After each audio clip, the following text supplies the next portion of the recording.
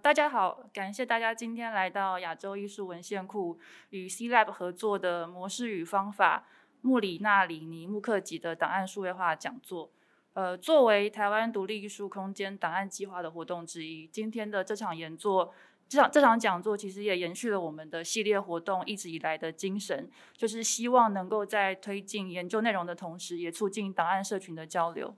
Welcome everyone here. Thank you everyone for coming to this event. You can see on the slide here about modes and methods organized by the Asian Art Archive and also with C-Lab. It is part of the Independent Art Spaces of Taiwan programs. And in these sessions, we would like to continue to focus on our researches and also enhance communication exchanges within the community. 那也是因此，我们去年的活动主要是锁定在邀请不同的空间，那些参与跟研究者分享他们的经验。那今年则是跟着我们的工作进度，把焦点转向档案工作本身。Last year, we invited people participating in different spaces and those researchers in those spaces. But this year, as our projects progress, we focus on archiving process itself. 那同时也刚好在去年底，亚洲艺术文献库推出了一位印度女性雕塑家，我要试着念她的名字 Mrinalini MUKHERJEE， 她的个人档案。这些档案不仅能够在 AAA 的网站上被查阅，同时也透过文件展的方式呈现。Just last year, the Asian Art Archive has a new archive online. It's from Mrinalini MUKHERJEE, and in this archive, you can actually access it online in this website and also present it as a document exhibition. 那这两种形式，它们不仅只是不同的档案再现的手段而已，它们其实也呈现了研究背后的模式与方法。These two different kind of ways to representation is not just about how we can present this archive in different modes, but also shows that there are different modes and different methods between archiving studies. 那我们在网站的资料结构上可以看到档案如何被分析跟被归类。那在展览中，则是可以看到透过研究员的视角去感受档案它们如何被获取、被观看，还有被理解。In the website, you can see how these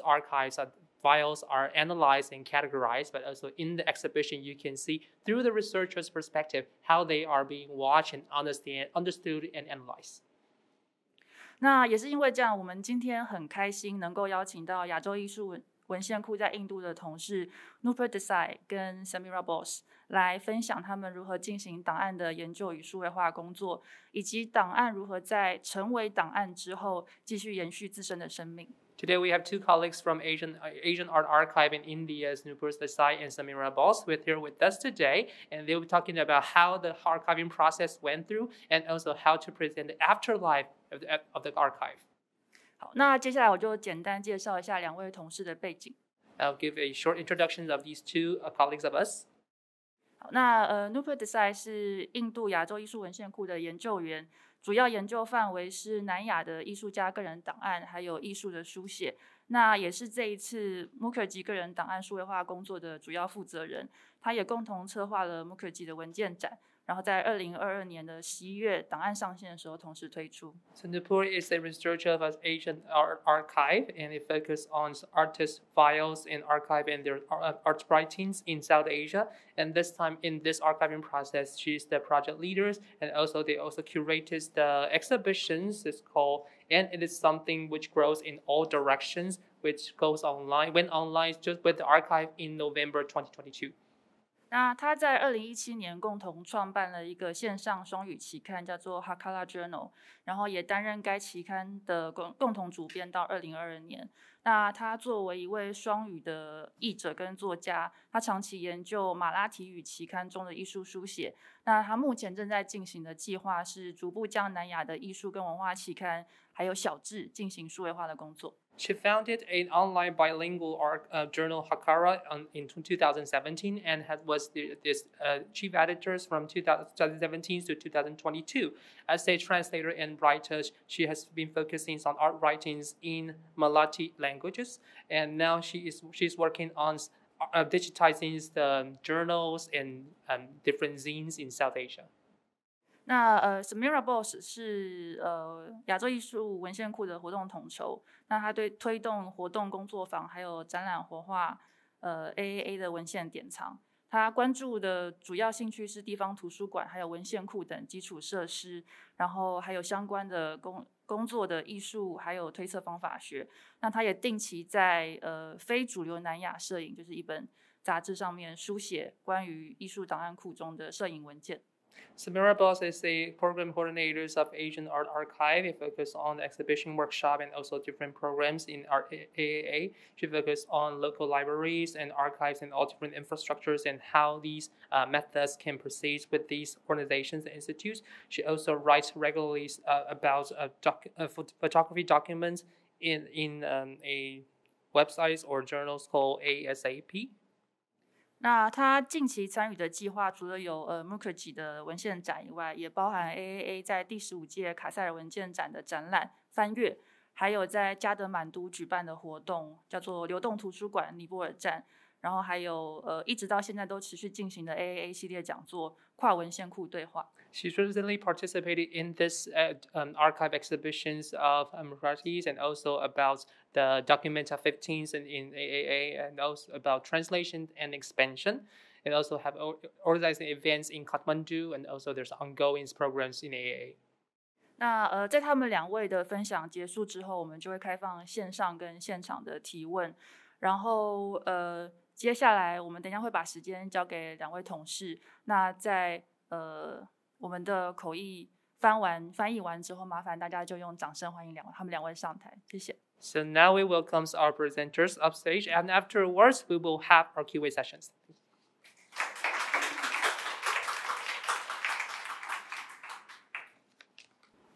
Thank you, Nicole, for this generous introduction, and thank you, C-Lab, for inviting us to present our work here. We are very glad to have met all of you. And we are looking forward to our conversation after our presentation. So this is our first time in Taipei, and we are very excited to share our work and today here. And so today we'll be speaking about an online collection that was launched recently on Asia Art Archive's website, the personal archive of a prolific sculptor from India, Mrinalini MUKHERJEE.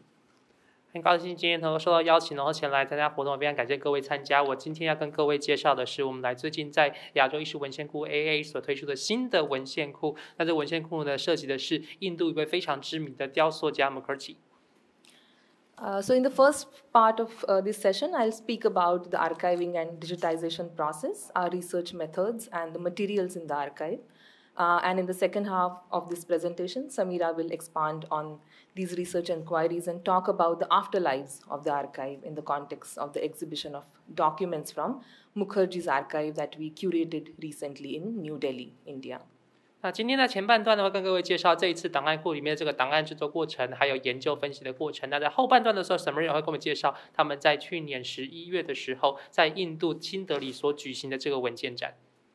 So before I go into the details of Mukherjee's archive, for those of who you are less familiar with what we do and how we do,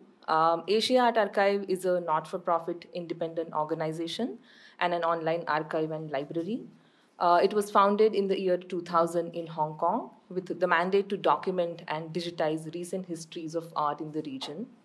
And we are digital primarily because it just ensures that even if we are collecting materials on India or Pakistan, somebody sitting in Taipei or anywhere in the world can easily access it online. 那如果各位不熟悉亚洲艺术文献库 AAA 这个组织的话，他们在2000年的时候在香港成立的组织，非营利组织。那这个组织非常强调就是他们希望能够收集来自亚洲各地的艺术文献。那各位看到在画面上面是他们的这个办公室跟图书室，他们主要是以数位为主，是因为即便他们两位现在是在印度或者是巴基斯坦收集各种文献的话，他们希望即便各位身在台北，同样可以透过数位的方式来取用跟阅览。So it's a resource for artists, students, and researchers, and how we do that is primarily through digitizing personal archives of artists, critics, and art educators, either by scanning or by photographing, and then we make them available online for free access. And these are our office spaces in Hong Kong. The image On the right-hand side is our Hong Kong library, and the image on the left is our office in New Delhi, where Samira and I work from. 那各位，其实他们现在在文献库里面主要是进行的是这些数位化的工作，那主要的对象呢是针对这些，比如是艺评家或者是艺术家本人他们自己的文献库等等。那这样的过程里面，希望能够提供很多的学生、研究者跟艺术家可以来取用。各位在画面上看到的右手边是香港的图书室，在左边的话是今天2位讲者所在印度的图书室。Just to give you a kind of sense of what we do and how we do research to frame our collections in order to trace and open new sites of art history, or to house less visible practices, and even to complicate existing definitions and narratives of art history and art practice. But for us, archives or archival collections are not static repositories. And one of the core areas for us is to understand how archive can become a site for knowledge production. Hence, we have artists and researchers visiting us to access the materials, but our emphasis from the beginning has been to activate these collections through robust series of programs like exhibitions, workshops, seminars, and publications. 那各位看到的话，当然在这个艺术文献库当中，很重要的工作是研究。左上角看到研究的工作，他们透过扫描或摄影的翻拍的方式，把这些文件或者这些内容进行数位化工作之后，当然他们希望这些文件并不只进档案那边，他们有很多活化的使用的可能性，所以他们欢迎很多的研究者到他们现场之后去阅览，还有去研究这些分析这些不同的内容。同时，他们也希望透过不同的活动，不论是讲座、工作坊，还有各种研讨会、展览等等，希望让这些的资料和文献能够活化。We're often asked this question, how do we decide whose archives to digitize? And it is through what we call them our content priorities that help us conceptualize our research and collections and programs. And these areas that you see here in this slide were articulated over a period of time along with our research, and it remains an ongoing exercise for us.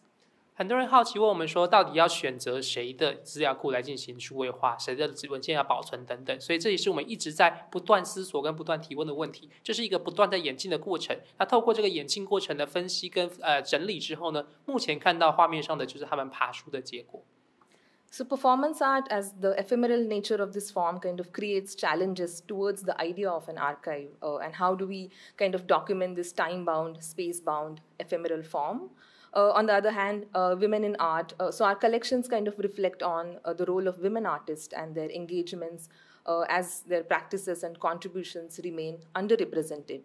in the mainstream art history. And now we also extend it to women and gender diversity. 各位看到的其中的话，包括了比如说行为艺术，行为艺术本身就是一个现地现实的情况，在这种情况，在对于他们保存这些资料的时候，的确会造成一些挑战，所以因此他们非常注重的优先事项。那另外一方面是女性的艺术家，艺术家在这个艺术史的书写当中，过去一直是比较少看到或者少曝光的，或者没有那么多机会获得书写的，这也是他们所关心的面向。但他们现在也把这个女性，然后再扩张成女性还有性别多元的层面。Complex geographies is not just about artists traveling to different geographic locations, but also about movement of ideas, exchanges, networks that shape their practices and larger discourse around art. 那右手边看到 complex geography 的，并不只是关于比如说艺术家到了不同的地点，这个复杂的地貌，还涉及到这些不同的想法、不同的实践，他们互相交流之后，呈现出非常百花齐放、非常复杂跟多元的面貌，所以并不只是具体的地理位置而已。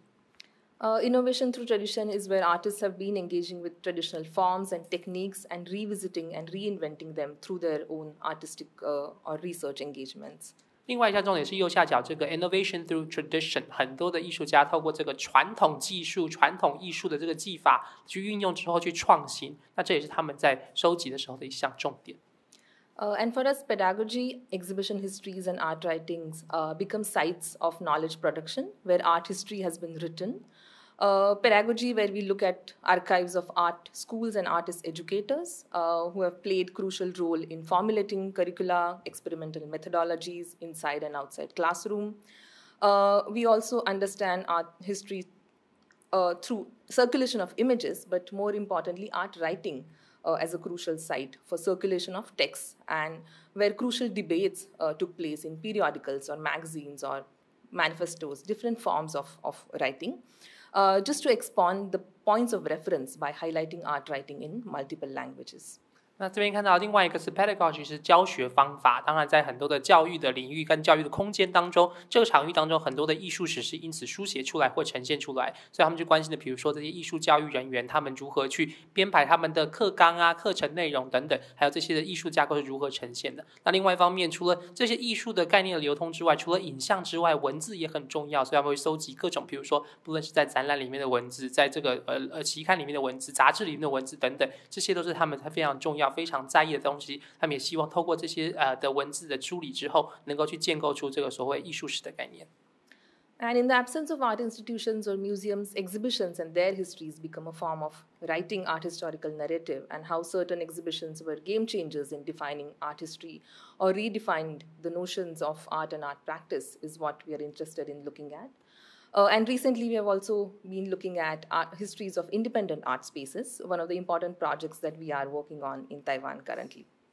那刚才提到这个艺术书写，刚才也非常强调是多语言的艺术书写，不同语言的艺术书写也很重要。最后的是展览史，很多时候这个展览某一个展览可能会造成整个艺术领域的这个翻转等等，所以这些展览有些重要展览也是非常重要的。那我们现在也其实非常关注的，除了这些展览之外，还有很多的独立艺术空间，所以这也是我们这次在台湾进行独立艺术空间的梳理的原因。So digitization is the key here, and one of the primary sites, as I said, that we focus on digitizing and bringing out in public are the personal archives of artists, critiques, and art spaces. So today I'll be focusing on the process of digitizing the archives with a special focus on our recently launched collection, the Mrinalini MUKHERJEE Archive. 刚才有提到这个数位化工作非常重要，那除了数位化的对象主要就是这些艺术家或者是艺评他们的这个个人的档案资料库。那今天就会以介绍这个数位化的过程，尤其是以最近刚刚推出这个新的档案库为主要的基础。But before going into that, I just wanted to share with you our digitization station in Hong Kong, where our colleagues, research and collections teams are sorting, checking the condition of the material, organizing and photographing the materials with the help of a copy stand that you see on the left-hand side. And of course, as we go along, I'll be speaking about the specifics of digitization process, methods, and challenges, and so on. 各位看到，这是他们在香港同仁的数位化的工作站啊，那过程里面，他们要先去了解这些档案，还有这些内容，他们的情况、他们的状态如何，然后再进行不论是用扫描的方式，或者是摄影翻拍的方式，进行一步步的书写跟记录。所以这是在香港的情况。那之后也跟各位介绍，在数位化过程里面会遇到什么样的困难跟挑战。Now I will dive into the latest project that we worked on, the Mrinalini MUKHERJEE Archive. Just to introduce you to Mrinalini MUKHERJEE and her practice, she was born in the year 1949. Mrinalini MUKHERJEE was a prominent sculptor from India who, beginning in the 70s, challenged existing norms of sculptural practice through the use of unconventional materials. 今天要跟各位介绍这个 MUKHERJEE 这位艺术家呢，各位如果不熟悉的话，是印度非常知名的雕塑家，出生在1949年。他从70年代开始就开始不断去挑战传统的这些雕塑的方法跟媒材，所以他也不断的去实验各种新式的媒材跟呈现方式，来重新定义雕塑的概念。She studied painting and then mural design at the Faculty of Fine Arts in Baroda, one of the first post-colonial art schools in India, in western part of India. So she studied there from 1965 to 1972, and then went on to study sculpture at West Surrey College of Art and Design in the UK in 1978. 他在1965年到1972年的时候，在印度西部的 Baroda 这个地方的学习，他们主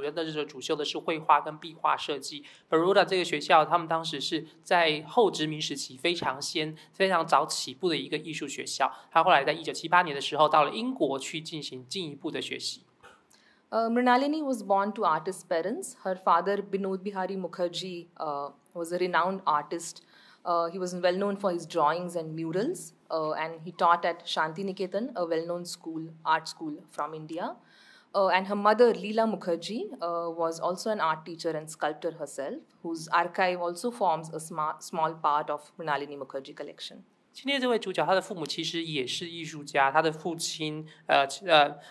MUKHERJEE 他其实是在 Shanti Niketan 这个学校，这个非常重要的艺术学校里面教书跟任教。他的母亲 Leela MUKHERJEE 其实也是艺术家跟雕塑家，那他的作品其实后来也成为我们这一次整理的文献展的一部分。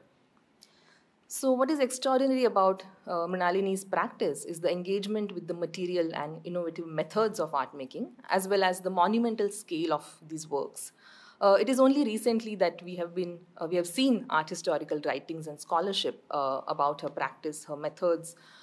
which have taken shape, and in the context of this archive, it becomes an important step. 这位 MUKHERJEE 这位艺术家，他之所以在艺术史上的重要之处，他想要采用创新的方式跟创新的媒材进行雕塑，而且他的作品都有很多作品的尺寸都非常的巨大，而且在近期的时候开始有越来越多的学术人员或者是艺术人员开始去书写有关于他的这个艺术史，所以我们在后来遇到了这一个他的档案库变得格外重要。So we began in-depth scoping of this archive in early 2020, just before the pandemic hit us, and we continued working intermittently whenever there was a little window open for us to access the materials through a series of lockdowns in the city. And this was our first encounter with the archive, the images that you see here, which was housed at the Foundation for Indian Contemporary Art and Independent Art Space in New Delhi. 我们在2020年初的时候第一次看到这一批档案，然后当时因为也是刚好是疫情爆发之初，所以之后呢，陆陆续续在几次封城的过程当中，只要有机会可以去浏览这些档案的时候，就开始进行处理。所以这是我们第一次看到档案的样子。这个档案呢，当时是锁在这个印度当代艺术基金会一个在印度的独立艺术空间的这个橱柜当中。So like many artists' archives, this archive also looked like this, with stacks of envelopes, boxes, baskets, bags full of papers, slides, and photographs.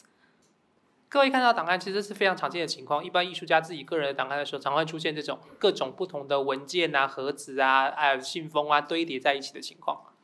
And it was fascinating to see how Mrinalini maintained and kept her archive. It was also kind of interesting to see how this seemingly disorganized and chaotic set of materials had a system of its own, at least some of those materials, and that offered us clues to decipher and decrypt the structures of this collection.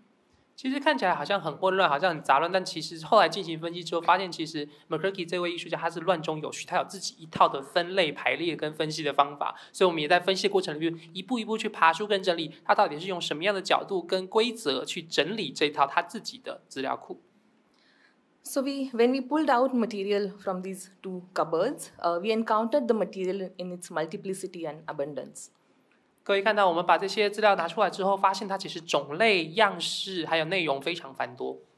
There were more than 100 slide boxes, envelopes, and folders full of negatives, contact sheets, alongside files and folders with documents such as printed photographs, lecture notes, drawings, correspondence, manuscripts, reports, event ephemera, newspaper clippings, and hand-drawn installation instructions that you see here in this physical archive. 在这个里面呢，其实我们看到它的种类非常繁多。刚才提到有很多的幻灯片啊、照片啊、手稿啊、文献啊，它的书信往来啊，还有很多的各种不同的内容，还有透明片。大家应该年纪都知道透明片是什么。好，那还有很多我们后来在后面看到这些当时的这个展览作品的展陈的这个说明等等，都在这其中。那展览的说明的话，我们也部分印出来，在后面之后给大家参考一下。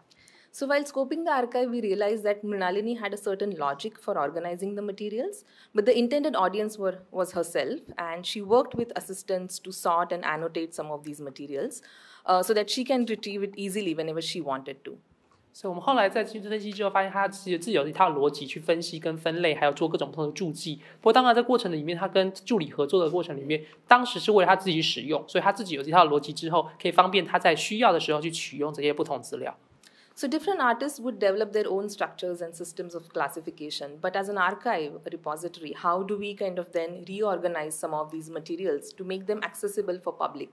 What would be our rationale behind it, which was an engaging kind of process for us as well? What to include, what to exclude, which materials would go together, and so on.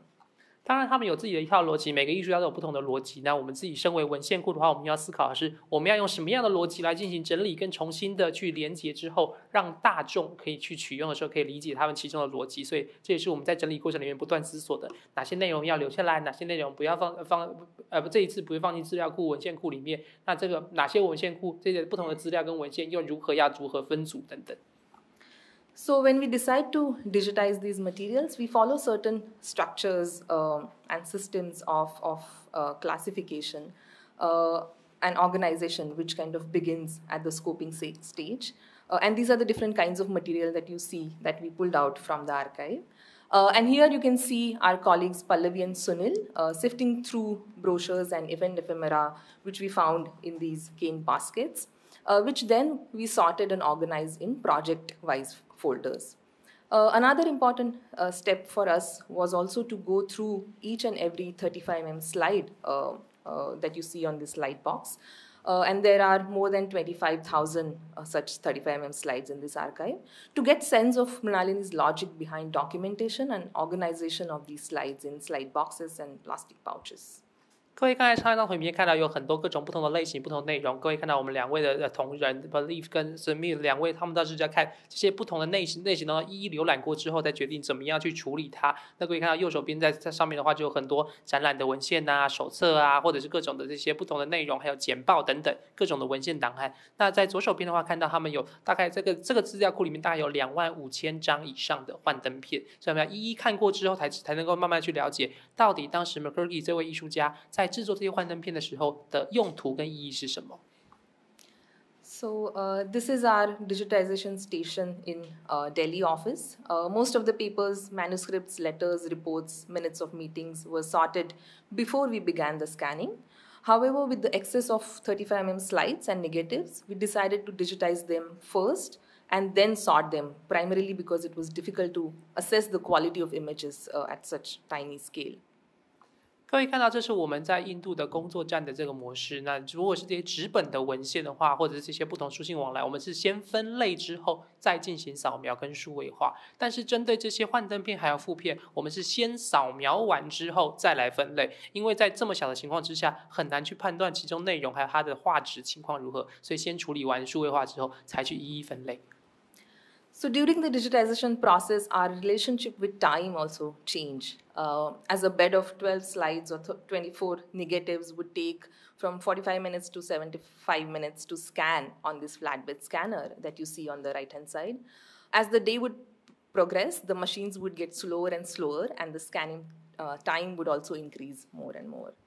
各位看到这中间的是扫描过程，他们每扫12张的幻灯片或24张的这个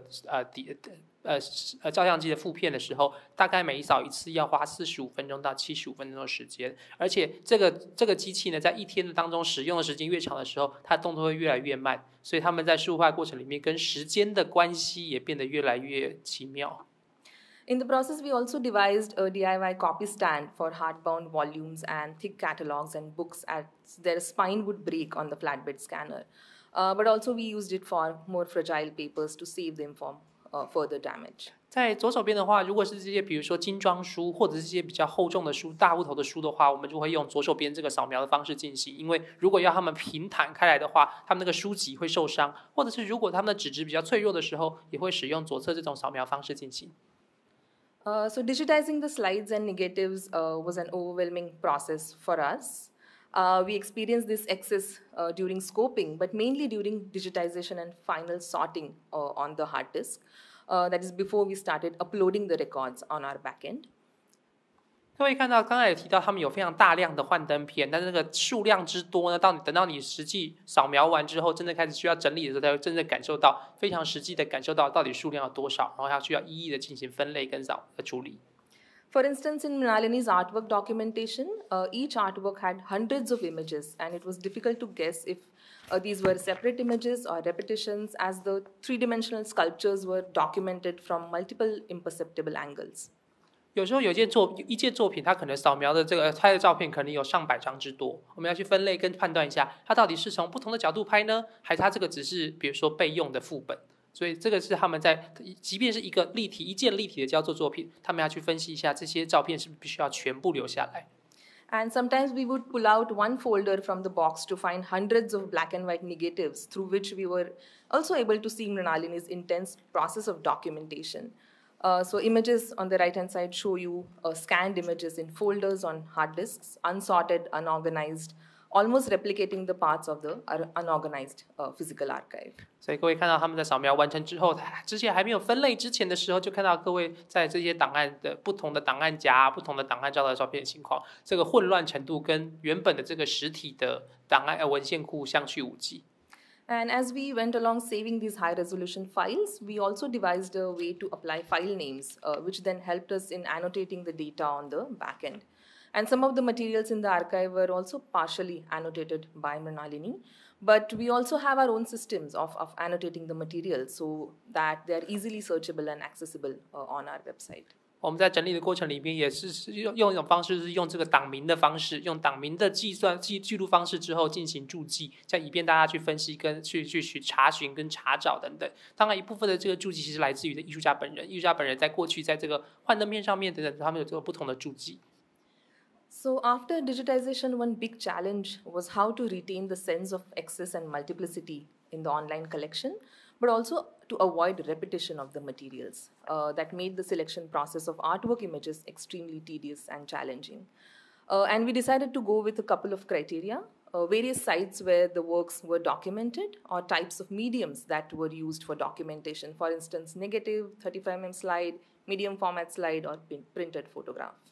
当然我们在这个档案库里面如果要一方面要去呈现这个内容的数量之多之大，但另外一方面也要去避免让大家觉得好像很累赘跟不断的重复等等，所以当他们在分类的时候当然会有一些不同的原则，比如说他们可能会用这些原来的媒材的类型来分类，可能是比如说36厘米的这个幻灯片啊，或者是底片啊，或者是冲洗出来的照片等等。And you can see here how these digitized materials are organized on hard disks in a folder structure, what we call a tree structure,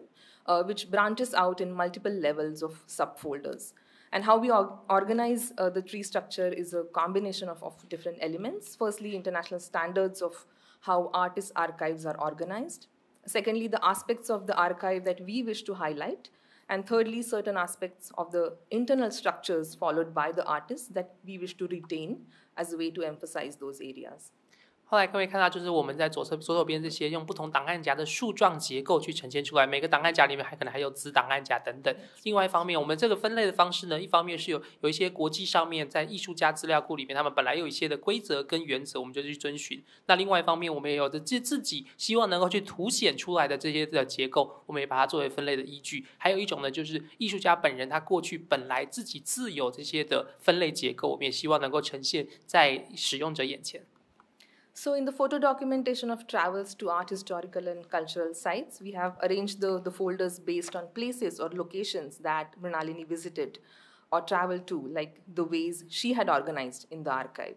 And if you click on the subfolder, say Tamil Nadu or Karnataka, which are different places in India, it will open to show the digitized images of various temples, stupas, mosques, and other architectural and sculptural sites from that particular state or country.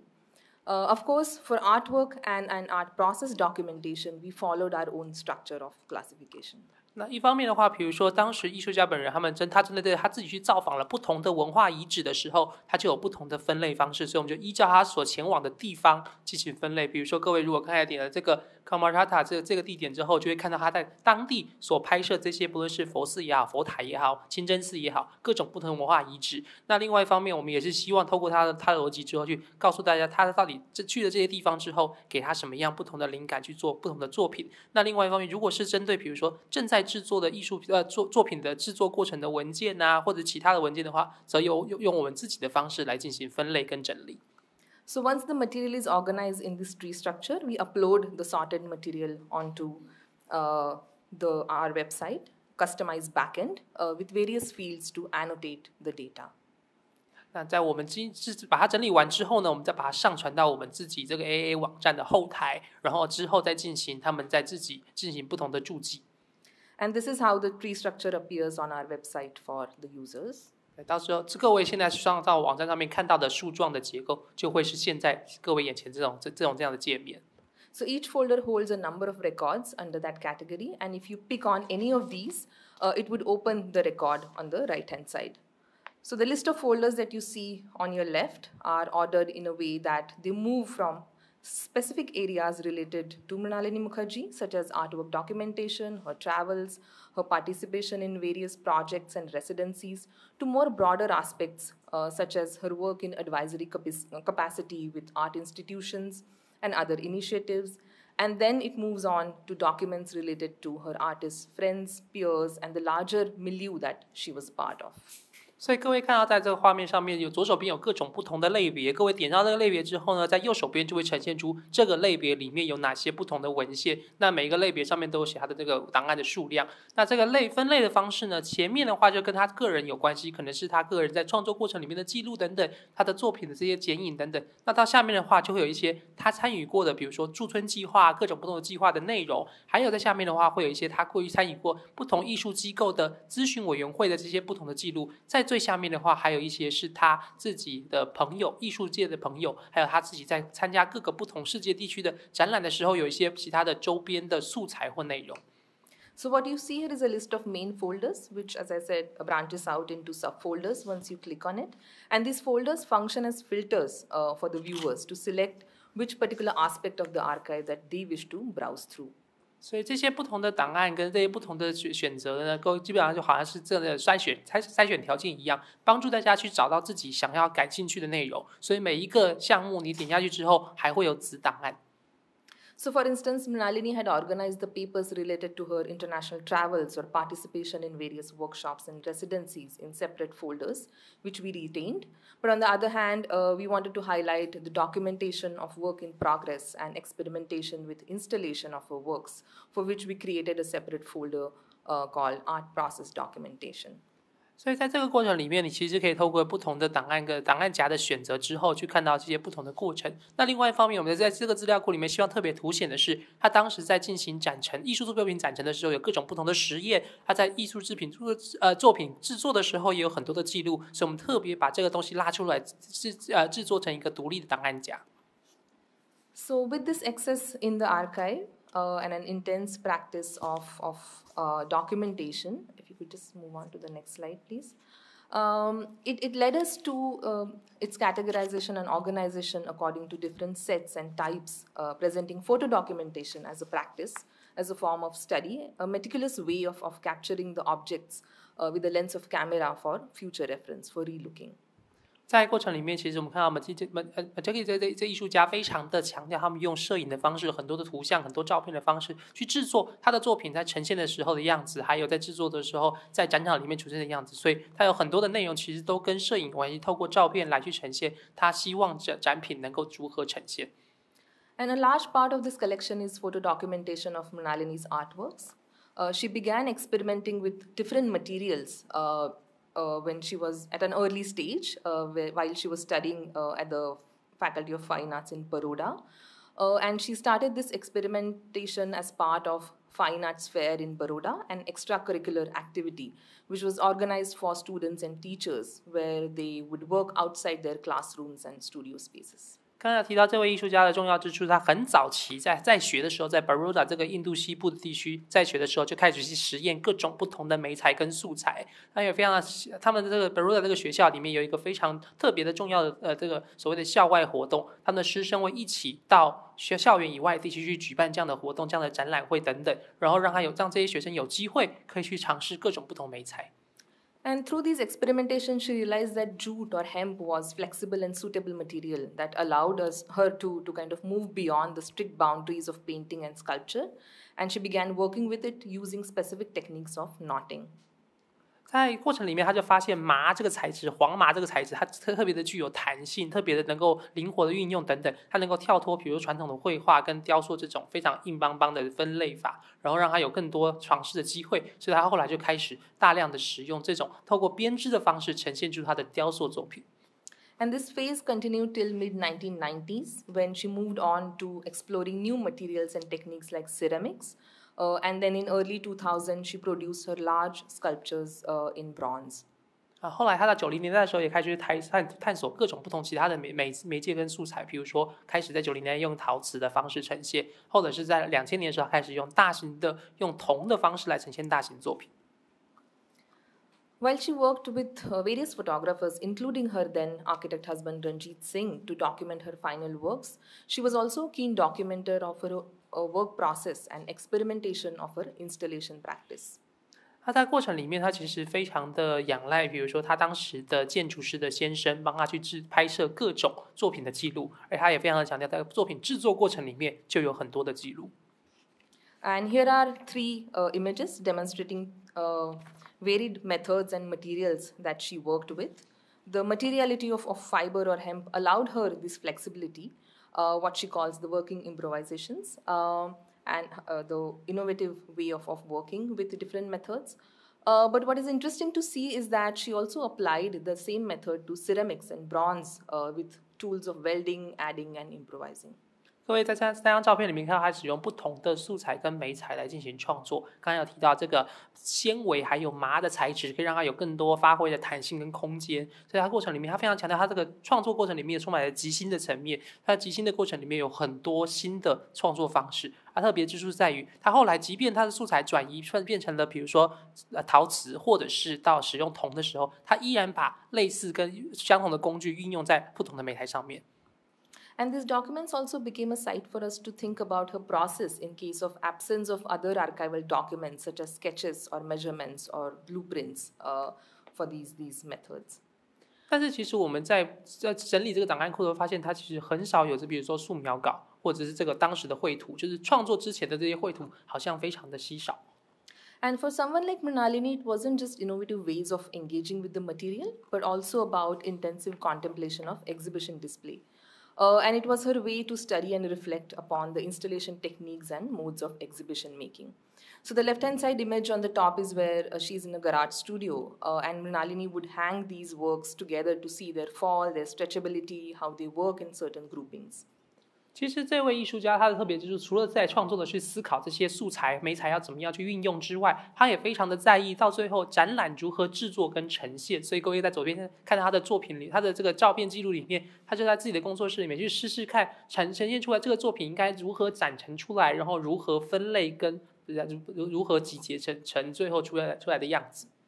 And the technology of photography came in handy for her to capture the dynamic forms of her freestanding fiber works, as well as how standing next to the works was many times to get a sense of the scale of the work, but also a way to position herself as an artist, a sculptor in the field. 在过程里面，他们当然可以看这些纤维作品如何独立支撑，然后站在现场。同时的话，让这个艺术家本身也直接站在这些艺术作品的旁边，去呈现跟强调他自己作为艺术家跟雕塑家的身份。And to capture this drooping form, she also prepared the installation instructions that we have displayed here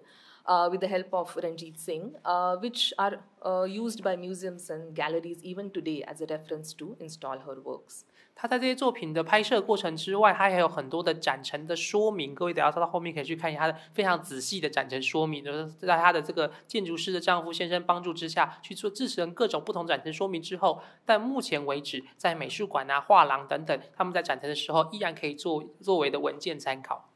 The most challenging part for us when we were working on this collection was to annotate the images of fiber works, as the measurements would change due to its stretchable nature and different sources would suggest slightly different measurements. 我们在记录过程里面遇到一个困难，就是他们在记录的时候会有这些长宽高的记录嘛，可是毕竟纤维作品使用久了之后会拉长，所以他们在不同的时间记录的时候，那个长度都会有些微的不同。Another area that this archive opens up for us is the large body of photographs of various art historical and archaeological sites that constitutes part of Mukherjee's artistic research. 这位艺术家他在进行艺术研究的时候，也前往了各种不同的，比如说是艺术的遗址或者是考古现场。And she started traveling during her student days to these art historical sites. And which also kind of exposed her to the idea of living traditions of Indian art, a significant movement in modern Indian art where artists were looking at modern subjects. They were looking at tradition and traditional art forms. And these different techniques were also then incorporated into the curriculum in the art school. 他在学期间的时候，就时常前往这些不同的地点跟不同的地方去游访跟参访，因为他们当时在印度的这个艺术运动当中，非常强调所谓印度艺术的活传统，也就是说，他们希望用现代的观点来看待一些，比如说传统技艺啊、传统工艺等等，再把这些传统工艺跟技法纳入或运用在他们的艺术创作当中。And after her student days, Mukherjee's travels and documentation of these sites took off a slightly different mode that would inform her own practice in a way. And in these impromptu travels, she visited interior sites, remote places such as folk performances, classical sculptures, architectural sites across India, parts of Southeast Asia, Europe, and Australia. 在过程里面，他除了前往这些的，比如说遗址或者是建筑现场之外，他其实也去参访，比如说在当地，比如说有一些民俗表演啊，有一些经典雕塑，有些建筑空间等等，他都会一一去探访。而且并不止在印度而已，他们也涵盖到他后来的前往的参访地点也涵盖了东南亚、澳洲跟欧洲。And what was fascinating for us that this section in the archive was highly annotated by Mrinalini. If you could just move on to the next slide, which you can see here in these slides with handwritten text giving details of locations. And these annotations became clues for us to identify the remaining unknown remote sites and further annotate them, which you can see in the file names of the digitized materials on the right. But what we also realized in the process was that these were organized for her own referencing and revisiting from time to time as part of her own work process, a form of research. 所以各位看，他当时在这些幻灯片上面有很多各种不同的地点上面的记录跟位置上面的记录，帮助我们去知道这些偏远或者是也许我们不清楚的地方到底在哪里。那在右手边就是他们后来经过整理之后，再进一步进行注记之后所呈现出来的档案样貌。那这些都是当时这位艺术家他不时会回去重新翻找之后，作为他在创作的时候的这些工具跟辅助。Moving further, I would like to share documents and materials around Mukherjee's travels within and outside India that give us access to the larger art community that she was part of, art spaces, institutions that she was closely associated with. 接下来介绍这些文件有不同的记录呢，就是看到这位艺术家在前往世界各地之后，参访了什么地点、什么组织、什么活动等等。那这些展览也可以告诉我们，他后来在建立起来的国际人脉是什么样貌。So Mrinalini's personal archive becomes a site to understand the larger milieus and contexts within which she worked and developed her practice. For instance, here are some brochures and invitations cards telling us about her participation in Asia Pacific Triennale in Australia, or her lectures at Sydney Biennial, which mark important moments of her international travels and exchanges. 我们透过这些文件记录之后，可以知道哪些不同的地方后来影响了，或者是帮助他发展他的艺术实践的方式。比如说，可能看到有一些，比如说展览的手册或展览地点啊、邀请卡等等，让我们知道他曾经前往过澳洲的亚太3年展，或者是他曾经在雪梨双年展要进行过演讲等等，这些都能够帮助我们去了解他到底曾经前往过什么地方。More importantly, these converge into lifelong friendships and form networks, which we encounter in the form of letters in this archive with tapestry artists as well as art educators and curators from UK, Australia, and Netherlands that unfold various histories of studio practices, art infrastructures, art pedagogy in different parts of the world.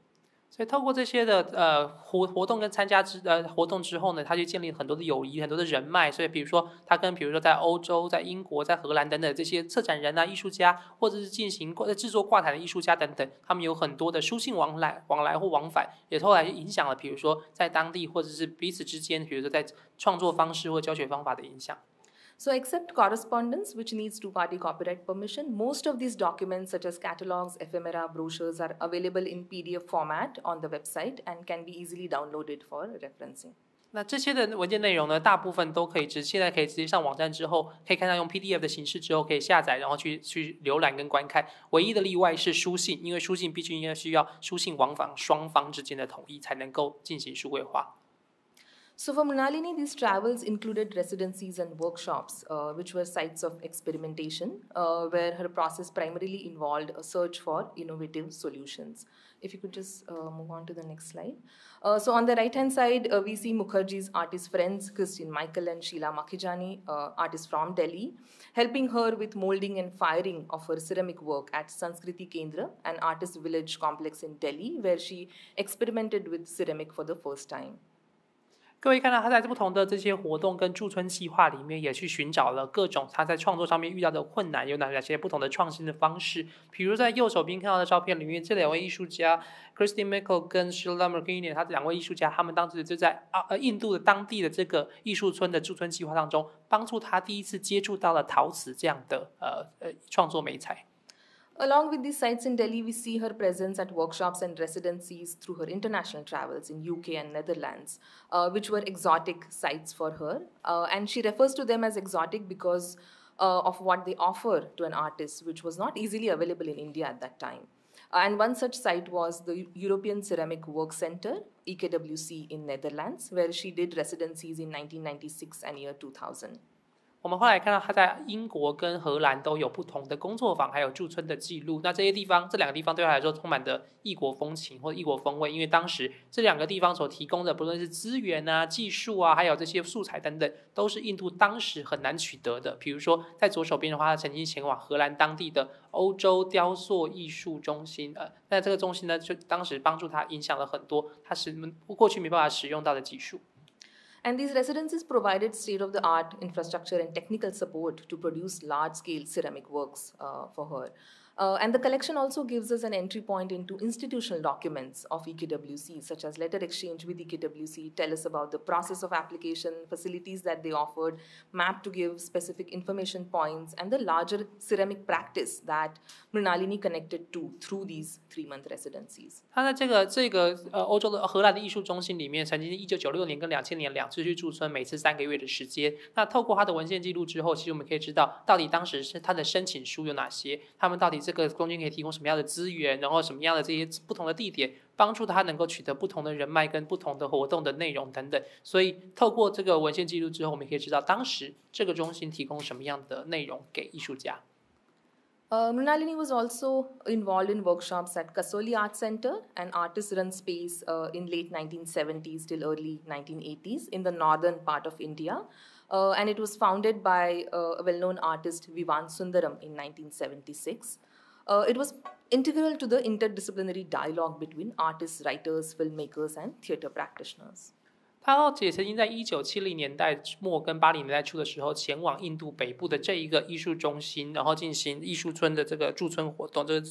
中心叫做 Kasoli Art Center。那这个空间呢，当时是在1976年的时候，有另外一位艺术家叫 Vivan Sundaram 他们所成立的。这个地方其实是促成了很多，不论是艺术家、电影人，还有作家彼此之间跨界沟通跟交流的机会。Kasoli Art Center became a site for artists to experiment with various forms and techniques, where artists would straddle between art and craft practices, working on the loom with textiles, fiber, or even performance practices and seminars and publications. 在这个空间里面，他们就可以尝试各种不同的媒材创作方式，比如说可以使用编织机啊、纺织机啊，或者不同的这些纺织、雕塑织品等等。同时还有甚至可能会有一些展演或者是行为艺术的这个尝试的机会等等，这些都是他们在这个艺术中心所能够接触到的。And these photos where you see Mrinalini with other artist friends capture robust practices of women practitioners from early on and highlight how the labor, the artisanal aspect of one's practice is captured, but also allude to more kind of relaxed, light moments in these workshops, the informal gatherings, which became like a meeting ground for artists for various practices, methods, and forms in modern and contemporary art in the region. 所以在这些照片记录当中的时候，看到很多，比如说女性的艺术家等等，他们在当时互相的交流、彼此互动，也有一些比较轻松的时间，然后让大家能够去分享彼此不同的想法，让大家能够在过程里面有一些新的聚会或交流跟见面的机会之后，也许会触发新的创作。So apart from being a keen documenter, Mrinalini also kind of collected documents on her friends and peers from the art community, and particularly young artists. Through these documents, Mukherjee's archive kind of also opens up histories of various exhibitions and practices of her peers. 他同时也其实会收集很多，比如说其他的雕塑家或者是年轻一辈艺术家他们当时的展览的内容啊，或者是这些不同的创作的内容的剪影等等，所以从这里面也可以去看到当时的这个展览的活动，还有当时艺术圈的发展情况。And these are mostly sculptors whose practices that she was interested in and was looking at that point of time. And this set of images presents primarily a photo documentation of artworks from her peers along with event ephemera, which tells us about artists, their practices, as well as histories of exhibitions. For example, these are photos from sculptors' residencies as Kanoria Art Center, an independent space in Gujarat, again western part of India. Or what you see here are the images of various works produced at the center by young sculptors. There are also exhibition ephemera, like the poster that you see on the right-hand side of the exhibition of Radical Painters and Sculptors Group from the late 1980s. And it was a path-breaking art movement from India, which some of these sculptors were part of. 各位看到他当时在这个印度西部 Gujarat 这个地方的这个驻村的活动当中的时候，也看到很多年轻的雕塑家，因为他自己也是雕塑家，所以对雕塑特别感兴趣，拍摄了很多当时雕塑家他们创作在艺术村里面创作的作品。那透过这些的照片，还有这些展览相关的内容之后呢，我们就可以了解当时的艺术的走向跟发展情况。在右手边看到另外一个海报，是当时这群的印度的激进的画家跟雕塑家他们所举行的群展。那其中部分的展览内容就是刚才可以看到左手边这些雕塑家的作品。The archive also consists institutional documents, specifically papers related to various advisory committees that Mrinalini served on in the 1980s and 1990s. 各位看到在这边的这些文件呢，只是他在1990年代前后的时候参与过不同的机构的顾问咨询委员会的记录。So in 1993, she was invited to be on the advisory committee of National Gallery of Modern Art, a post-colonial art museum set up by the government of India to support modern and contemporary art practice from the region for 2 years, along with other prominent artists and critics from India. And we find a set of minutes of meetings from these 2 years that provide us an entry point into the functioning of art institution and what their objectives were and how they were kind of met with or negotiated through these committee meetings. 在左边的话，看到这是在印度政府后来在后殖民时期就是成立这个国家现代艺术画廊的这个咨询委员会的记录。他当时的在这个1993年才参与2年的时间，然后跟很多的艺术家还有艺评人一起参与这个委员会之后呢，再从这个文件的会议记录里面就可以知道他们当时这个艺术机构他们希望发展的方向，他们如何跟艺术机构之间互相的斡旋沟通之后，希望呈现的内容都在他们这些会议记录里面可以看得到，也知道当时艺术机构如何运作。So the document that you see on the left is a list of potential exhibitions that would be invited to India, as well as exhibitions from India that would travel abroad in the 1990s. An important moment for Indian art to travel to different international exhibitions and festivals. 那在左边的这个记录里面就看到，在90年代的时候，这个画廊他们打算，然后把什么样的作品跟展览输出到世界各地，把什么样的作品跟展览输入到印度等等。在90年代的时候，很多的印度的艺术作品都有机会能够前往世界各地展出。And this show exchanges with various parts of the world, including Europe, Africa, places like Ethiopia and Egypt, or parts of Asia like Iran, China, South Korea, and so on. 在这个清单里面可以看到，当时他们展出即将要输出的这个前往的地区呢，其实包括了很多地方，包括欧洲，包括非洲，比如说像伊索比亚、埃及等等，或甚至像亚洲国家，比如说韩国、中国、伊朗等等。Mrinalini was also on the advisory committee of Rupankar Museum, Bharat Bhavan in Bhopal, which is in central part of India from 1986 till 90. And Bharat Bhavan is an important art space established in the 1980s that engaged with the complex ideas of modern and contemporary art practice in relation to tribal and folk art forms, with the initiative of maverick artist and critic J. Swaminathan. And a small set of documents show her engagement with organization of various exhibitions at the museum space in Bharat Bhavan. 那右手边的话是另外一个在印度中部 Rupa 这个地方非常重要的这个 Rumbanka 这个艺术中心。那这个艺术中心是在80年代的时候成立的人叫做 J. Swaminathan。那这个艺术家他们当时在86年到90年代参与的时候呢，他们也讨论过了很多这个机构应该要如何运作等等。因为这个地方当时是讨论到很多印度的现当代艺术如何跟传统的不论是部落艺术或者是民俗艺术互相交融的机会。What this archive also features, interestingly, are the documents related to Mrinalini's artist parents. It shows photos of her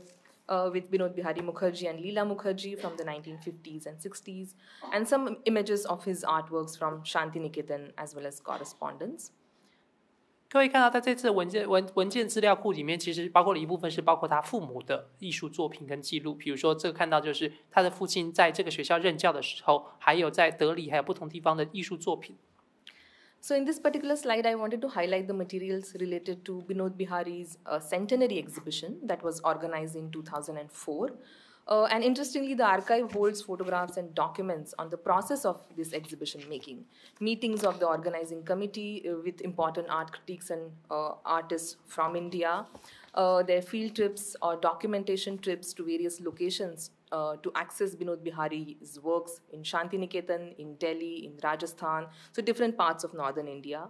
and the research that went into it that reveal exhibition histories of a particular time. 在这张投影片看到的是，当时2004年的时候，他们针对他父亲的100岁展的时候，就是满100岁的时候直接要举办这个纪念展。当时的纪念展后面有筹备委员会，除了这个艺术家本人之外，还有印度不同的地方的教授，他们也前往了印度不同的地区之后进行研究参访之后，最后呈现出来这个展览。所以这个资料库里面也包括当时展览筹划的过程。The last set of documents that we are showing here forms a significant part of Mrinalini's archive, a small set of documents on her mother, artist Leela Mukherjee. Leela Mukherjee was trained in Shantiniketan and she was an art teacher in Dehradun, again the northern part of India. And she trained herself in traditional craft practices, specifically wood carving during her stay in Nepal. And for the first time, this collection brings together images of her artworks, writings on Leela Mukherjee's practice from different languages, her exhibition catalogs, invitation cards, different kinds of materials into the public domain. And this set of documents kind of opens new avenues for research in modern art history, especially modern sculptural practices of South Asia, and would undoubtedly shine new light on one of the foremost and significant yet completely underexplored women artists from the region. 这一次这批文件里面，其实另外一项重点是这位艺术家他的母亲的作品的记录等等。他的母亲其实也是印度非常知名的雕塑家，他在过去在印度北部的时候自学了很多传统的这个雕塑的艺术，其中包括了木雕等等。他后来也在尼泊尔期间的时候去学习了很多这些传统的艺术，所以他其实有很多的作品，其实但是在过去的艺术史的书写跟记录里面很少提到这位艺术家。所以透过这个文献库的发掘之后，让我们有机会看到在当时这段时期其实非常重要，但是鲜少有人知道跟书写的南亚的女性雕塑艺术家。So the archive therefore hints at various interconnected art histories through these exchanges and networks that Mrinalini was a part of. And one of the questions that we encountered was what happens when you work with artists' archives posthumously. How do you interpret or make meaning out of what you come across or discover in the archive when the artist is not around? And once the archive is digitized and out there in public domain, then how do you kind of frame it? How do you narrativize it? What new stories one can tell? So we began exploring these questions during our digitization process, which led to another afterlife of this collection, for which I'm going to hand it over to Samira to speak about. 所以在这一次的文献的记录过程里面，其实我们不断会，其实一直以来都会有人问我们说，我们接触到的这些已逝的艺术家他们的档案资料库之后，到底要如何去运用？我们把这些作品的内容数位化之后，它还有什么样的呈现方式？如何去进行书写？如何进行论述？有什么样的这些不同的呈现的方式等等？所以我们在数位化的过程里面，其实一直在思索这个问题。也因此，我们接下来要请Samira要介绍的另外一个部分，就是我们这一次后来在数位化完成之后呈现出来的文件展。Hello everyone, and thank you to CLAB for this warm invitation. I'm so thankful that the borders opened and we could be here in person. I wish to begin by confessing that I was somewhat an intruder in the process of archiving that Noopur just described. In that, as programs coordinator, I'm not directly involved in the digitization process, and the curatorial approach to the archives often comes in as an aftermath. 那非常感谢这次 CLAB 能邀请我参加到现场来，也很高兴现在国境解封之后有机会亲身到台湾来。那各位刚才听到这个数位化的记录过程里面，其实我有点像是入侵者，有点像是外来者，因为毕竟我自己并不是实际上进行研究的这个研究人员，所以我当时其实到后期的时候才开始进入到了这个讨论过程里面。However, as we share a small office space in New Delhi, I was made privy to the materials and also the processes of my colleagues. As the scanning happened in the desk right next to mine, Noopur and I sit in Delhi very much like this, and I was able to observe the time and labor that goes into archiving, but also the transmutation of sorts that takes place between the physical archive in storage and its circulation that takes place online later. 那其实因为我们虽然并没有亲身参与这个档案记录的和数位化的过程，但是因为我们其实办公室很小，我平常工作的时候就跟各位现在看到的一样，其实我们两个就是比邻而坐。在这种情况之下，那个数位化的工作台其实就在我旁边。过程里面，我就看到他们花了多少的时间、多少心力，一步一步的把这些的内容数位化之后，那过程里面他们如何把这些实体的档案跟实体的素材一步一步的转化成数位内容。I took part at this stage in a rather unhelpful way, photographing the desks of my colleagues, but also us sharing space led us to have lots of conversations and ask lots of questions during lunchtime, and these kind of low-res photographs were taken by me. 所以各位看到，当时在过程里面，其实我唯一功能就是拍摄现场记录跟数位化的过程。所以我在过程里面，还就是中午吃饭的时候可以跟他们闲聊讨论一下。所以各位看到这些比较低画质的照片，就是我拍的。So Noopur led an internal workshop with us on the archive and took us through all the materials about 2/3 into the process. There was one question that sort of hung for us in the air, and that didn't quite become clear to us. How did Mukherjee actually plan her large-scale sculptures? 这个记录数位化过程大概到2/3的时候 ，Noopur 我们刚才的前位讲者他们举办了那个内部的工作坊。我们在内部工作坊其实有项问题一直没有厘清，就是到底这个艺术家他在做大型的作品之前的时候是怎么计划的。We weren't able to find any kinds of maps, sketches, or drawings in notebooks that could give us insight, no measurements or markings of any sorts, and this confounded us in terms of the symmetry and intricacy of her sculptures. Some of us said that it's not possible for her to not have made measurements, at least initially, as even forms like crochet and macrame require quite a bit of planning. 尤其是各位如果去思考一下，就是他在作品，我们在这个资料库里面并没有看到任何的草图啊、草稿啊、绘图啊等等，也没有任何的丈量的记录。那我们在讨论的时候就百思不得其解，有些同仁就觉得说不可能，因为这个最后呈现出来的作品，如果各位看过的话，非常的巨大，而且非常的对称，非常的仔细，非常的精细。这种情况之下，怎么可能没有先经过设计或草稿之后就直接做成？而且尤其是比如说针织等等的过程里面，势必要先经过计划才能够呈现。At the same time, while artists draw on traditional or historical forms, they also break the mold of the form itself and also, in a sense, push the methods of how that form has been otherwise used. And I think it was this aspect of Mrinalini Mukherjee's archive that really sort of opened this up for us. The question, however, still remained, and we wanted to find the answer within the archive. 但是我们在过程里面看到，其实有很多不同的记录，知道他其实做了很多各种不同详细的记录，可是我们还是没有办法找到刚才那个问题的答案，所以我们希望能够透过这些文献的查阅跟文献整理之后，希望能够找到一些蛛丝马迹。So after we had our debate in our office, Noopur scoured and really investigated her lecture notes. And Mukherjee herself, as you may have noticed in the materials that Noopur showed you, was quite reticent to speak about her process. But we found a few hints about what might be happening. 所以在我们经过讨论之后呢，Noopur就非常仔细的去看他各种，比如说演讲的笔记啊，各种不同的文件记录内容，大家会发现，其实这位艺术家他对于自己的创作过程非常的寡言，非常的少提及这个过程。但是我们还是可以找到一些不同的比较短的片段可以作为参考。So I'm going to read out this quote that formed the key prompt of our exhibition. So an interviewer had asked her, how do you make your work, basically, and how is it put together? And Mrinalini Mukherjee responded saying, maybe I should show you some unfinished works. It depends. I don't always start from the top or from one end, and it is something which grows in all directions. It's not a medium like carving. I can go on adding. So I do not even determine the size before I start. 所以各位看到这个访谈的片段里面呢，我们刚才可以看到访谈片段里面，这个访问者就问他说：“你的作品到底当时是怎么样呈现的？是从什么东西开始的？”那这个艺术家当时就回答他说：“也许我可以给你看一些未完成的作品。那真的就是每个情况各不相同。我并不是从最上面开始，或者从某一端开始。然后呢，它就是一个还在朝四面八方生长的东西，而它并不是一个比如说像是雕刻一样的媒介，它可以不断的叠加再叠加之后呈现出最后的样子。所以我其实我甚至在一开始的时候也没有决定到最后这个东西到底尺寸会有多大。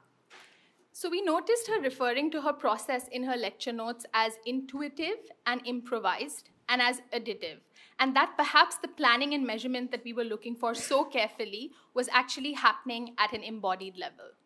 所以他在作品创作里面，他们提到他的作品其实是充满了很多的直觉、即兴跟叠加。所以这种情况之下，也许他当时在设计跟创作的时候，他就是一个实际上在做创作的过程里面，在一步一步建构出来的结果。And a line from the response that I just read, that I had read out, became the title of our exhibition, and it is something which grows in all directions. Yeah, and it became a way for us to further our questions about artistic process and research, about what is seen and what is speculated on in a posthumous archive. 所以后来呢，我们在做这个文件展的时候，这取名的名字就是我们刚才那段访谈里面的其中一段话，叫做“而且这是个朝四面八方生长的东西 ，and it is something which grows in all directions”。然后透过这种方式之后呢，让我们去了解如何去理解跟认知到艺术家的，尤其是在这个艺术家过世之后，我们如何去研究他的创作还有他的记录。So I'm going to share some highlights and try to give you a sense of the exhibition as much as is possible in the limited space of a PowerPoint presentation, and also illustrate how the exhibition became a way for us to create entry points for audiences to the much larger digital archive. 我们接下来用几张照片的方式，希望让大家能够了解一下这个文件展到底是什么样的面貌。那也希望我们当时做这个文件展是希望透过这个文件展作为一个起点，让很多的观众或者是参观的人能够进一步进入到这个更大规模的数位典藏。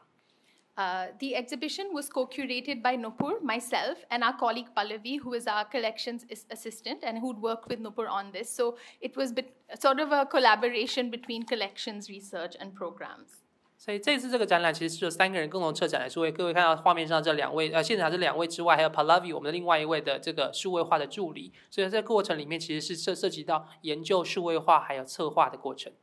So this is the first image that you see as you enter the exhibition space. I mean, I've zoomed in, there are no 2 images. So that's one in context of the reading room, and this is a close-up. The exhibition was hosted at an independent art space in New Delhi, which Noopur had talked about, called the Foundation for Indian Contemporary Art. And it's a dense and historically rich neighborhood, and it hosts exhibitions, programs, and a reading room around contemporary art. 那这是各位左侧就会看到，在这个进入到这个文件展之后，第一个见到的画面。那右边的话是特写，就是让各位看更清楚一点。这个地方所展陈的地点呢，就是这个印度当代艺术基金会，也就是当时看到那个文件本来存在的地方。那这个地方，这个基金会所在的空间是一个非常富有文化的地方，然后也历史非常悠久的地方。这个基金会平常在这个空间会举办各种不同的演讲也好、展览也好，各种不同的活动。So the image that you see here is a blow-up of one of her murals in process from the 1970s. And the moment you come in, what we wanted to sort of immediately hint at for the viewers is how we're thinking about scale and the potential of engaging with the sculpture as a digital reproduction or thinking of sculpture through photography. 那当然一开始像给观众看到这样的画面，是他在1970年代的时候，依据他的这个壁画作品，然后再翻制而成的这个雕塑作品。那我们希望透过这样的方式之后，让大家进来之后可以去思考一下，我如何去面对这个雕塑的架构跟尺寸跟规模，同时我如何透过照片的方式去理解这些雕塑。So when you first enter, you encounter a section that hosts a selection of images from Mukherjee's travels, which Noopur had shown you. However, as we engage with the archive in the office as a whole, what we noticed were certain patterns. It seemed as though Mukherjee was looking at the same things at many different sites, or photographing the same form in its multiple sort of manifestations. 在第一个区块当中，各位看到的是当时这位艺术家曾经造访过的不同的地点的摄影记录。那在整理这些摄影记录的时候，可以发现他其实在这些看似不同的地点当中，他在寻找的其实是类似的元素或类似的样貌或类似的成分之后，在不同的地方可以呈现出不同的地方呈现出相似的模式。So in terms of trying to understand her process, she doesn't actually directly describe these as being part of her process or something that she mentions as a direct reference. But these were important for us because it seems that she had annotated them to return to them for retrieval. And so we were thinking that these are quite important for her visual references in her practice. 虽然在艺术家自己在说明的作品创作的时候，并没有直接去指涉到这些的地点跟这些的内容，但是对我们来说，因为他在这些的照片旁边都有非常仔细的注记跟记录，所以证明了他之后其实的确有考虑，或者实际上会把它重新拿回来再进行参考。所以对我们来说，这些的摄影作品很重要，是因为这应该是他非常重要的视觉的指涉跟参照对象。So just to show you some zoomed in examples, it seemed like she was preoccupied with the way natural forms took over architectural ruins, or this idea of overgrowth, which we connected to the title of the exhibition. 那他似乎在这些照片当中都非常的强调这些自然的元素重新占领了建筑遗迹，或者是这所谓慢生的概念。那这个慢生概念其实有回归到我们这次展览的作品的这展览的主题，它是四面八方生长的东西。We also noticed that she was drawn to the armature of architectural facades, and having seen her work and the photo documentation of her work in the archive before we actually saw these images, we were able to make instant connections, and I'll make these for you in a minute. 那其实我们后来在整理很多的不同的这些的作品的记录的时候，都觉得他的作品有时候一方面很像护甲。那其实那时候我们还并没有看到这些的摄影记录，但是我们后来看到这些摄影照片的时候，就立刻产生了很多的连结。那这个连结，等一下各位对照一下就可以看得出来。While in her travels, you see that Mukherjee was traveling extensively. A set of materials in the archive show us how Mukherjee was working back home, which was for her New Delhi. And in this selection of images in our exhibition, you get a sense of the improvisation that she was talking about, how the domestic space of her rooftop, terrace, or garage studios, or even outdoor spaces are where she starts her work and lets it grow in all directions. 各位看到，其实在记录里面，这位艺术家其实国际的旅行非常的普遍跟密集，但是除此之外，他回到他在新德里的这个工作室之后，他驻家之后呢，他也会开始进行各种不同的创作。在这一批照片里面可以看到的是，他所谓作品创作里面的即兴成分，不论是在工作室里面、在家里面，或者是在户外的空间，他都可能会同时在这个地方就开始进行创作之后，让它朝四面八方生长。So as Noopur hinted, Mukherjee's work is predominantly in institutions or private collections, and in that sense, it's quite precious. You really have to wait and hope for her work to be exhibited. Even I saw it after I had sort of gone into my master's. So having lived in Delhi my whole life, I wasn't able to encounter her work. In these images, however, you see a different side of how these works came to be. 他的作品其实大多数目前都是在机构里面典藏或者是私人的收藏，所以其实一般的民众其实要看到并不容易，没有很多机会可以看到。像我自己在印度德里念了硕士，念了这么长的时间都没有机会亲眼看到他的作品，但在这批记录里面，你可以看到这个作品在创作的时候的另外一个面向。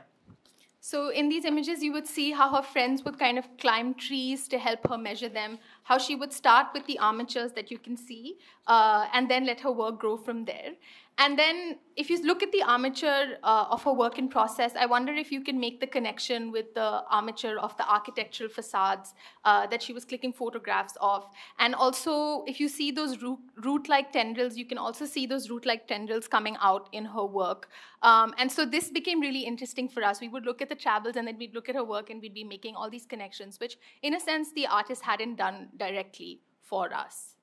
各位看到，在很多过程里面，可能他的朋友爬到树上面帮他把这个作品悬挂起来啊，或者是各位看到右手边他的创作的过程，各位看到他上面的时候用那个支架，拱形的支架，就好像刚才看到摄影照片里面那些拱形的拱门一样。所以我不知道各位现在有没有办法把它串联在一起，或者是比如说下面这些绿色、白色的这些的素材漫生的情况，就好像是树根不断的在往前扎根一样。所以我们当时其实在收集跟整理的时候，就是不断的在这些照片还有创作过程里面去来回对照跟比对。So within this section, we attempted a transition. So in the archive around the 1980s, you see that Mukherjee's work begins to be exhibited widely and in institutional spaces. So you see that while her work is made in this improvised fashion in her domestic private spaces, where it grows in all directions, you also get insight into the transition that takes place when her work is codified and presented in formal institutional spaces. 在展览的这个阶段，我们有一个转折，我们设计了一个转折，让各位看到，在80年代左右的时候，这 Mukherjee 这位艺术家，他的作品开始在很多的机构展出。那相对于在过去他在自己的家里的工作室里面，让这个作品朝着四面八方生长的情况，到了要进入到机构的时候，他就必须让它定型，让它固定之后，正式在公共空间展出。So the documents where this can be seen, this codification that I'm talking about, and that presented a significant tension for us in the archive, are a set of installation instructions, which you may see displayed outside on the wall, and we'd be happy to also show you these more closely after the talk if you'd like. But this unique set of documents detail instructions to install her work. Next slide, please. I'm going to zoom in. So what these include are cutout photographs of her hem sculptures, carefully measured and annotated to illustrate their exact dimensions, the point of suspension and height from the floor, and how the work could be packed, unpacked, and cleaned. 各位看到我刚才提到他的这个作品要定型的时候，他书写了他制作了一系列非常仔细、非常精细的展陈说明。那各位在后面之后可以看到参考。所以如果看到仔细看的话，进入到这个细节的时候，他就看到各位它的每一个部分都有非常明确的丈量的尺寸，然后到底应该哪里进行悬挂，悬挂点在哪里，如何包装，如何拆解出来，如何这个东西悬挂起来之后它应该离地多少公分等等都非常仔细。These were created by Mukherjee's then husband Ranjit Singh, who was an architect. And these are particularly interesting in the context of Mukherjee's description of her work as improvised and intuitive, where she worked with materials like hemp that would flop about. But the instructions portray to us a very strong sense of control. 所以各位看到这些都是展陈的说明，都是她跟她的建筑师丈夫一起所制作出来的。所以相对于她在强调她的作品的时候，非常强调这个即兴直觉的层面，她在后面背后这个展陈说明显然非常的仔细，非常的有条理，然后非常的清楚的架构式的说明到底作品应该如何呈现。So these actually inflected the archive for us and presented a tension between the measured and the improvised. And this also showed us how there is a point where the work stops growing and cannot grow even by a centimeter. And that's the vision of her work that remains in the archive. 所以这也是我说他在这个作品在最后定型的情况。但前面的时候很多即兴呢，让它四面八方生长。可是到了某一个时间点之后呢，它就非常的精细，1公分都不能差，1公分都不能少的情况之下，非常精细呈现的在不论是最后的展陈情况，或者是文献资料当中。So the final section in our exhibition includes a pillar, an ode to Mukherjee's own verticality in forms, a light box that you see on the side with 35mm slides, and 2 video works by us. 展览的最后一个这个区块呢，各位看到有一个柱状物，这个柱状物去反映的是他的作品很多都是垂直、直立、立体的方式呈现。那在右手边的话，有很多的幻灯片，还有另外一个是我们另外还有两部我们当时自己制作的录像。In this section, we attempted to provide a sense of the experience of the archive in terms of the excess of photo documentation that Noopur was talking about, where viewers can get an idea of the repetition of Mukherjee's preoccupation with photographing her own work, and for that we also showed the repetition in the contact sheets. 那各位看到的是，我们希望在这个区块当中，让各位可以体验跟感受到底当时需要处理的影像画面有多么的巨大，数量有多么的大，而且有多么很多的重复再重复等等，去呈现出到底 Mukherjee 这位艺术家当时多么仔细的去拍摄自己的作品。所以不论是在柱状物上面的照片，或者是在投影片上面，都有很多的重复。We also wanted to give a sense of how we experienced the archive, in the sense that the archivists first encountered the material through light boxes. She'd shown you the photo of our colleague Pallavi, and we wish to evoke that. 我们也希望去让大家能够体验一下，到底当时这些档案制作或者是文献制作的时候，他们当时一开始接触到这些素材的时候的感受跟经验是什么。所以左侧的话，一样是透过这个盒子的方式，让你去看到幻灯片。当时我们一开始在制作过程也经历过了这样的过程。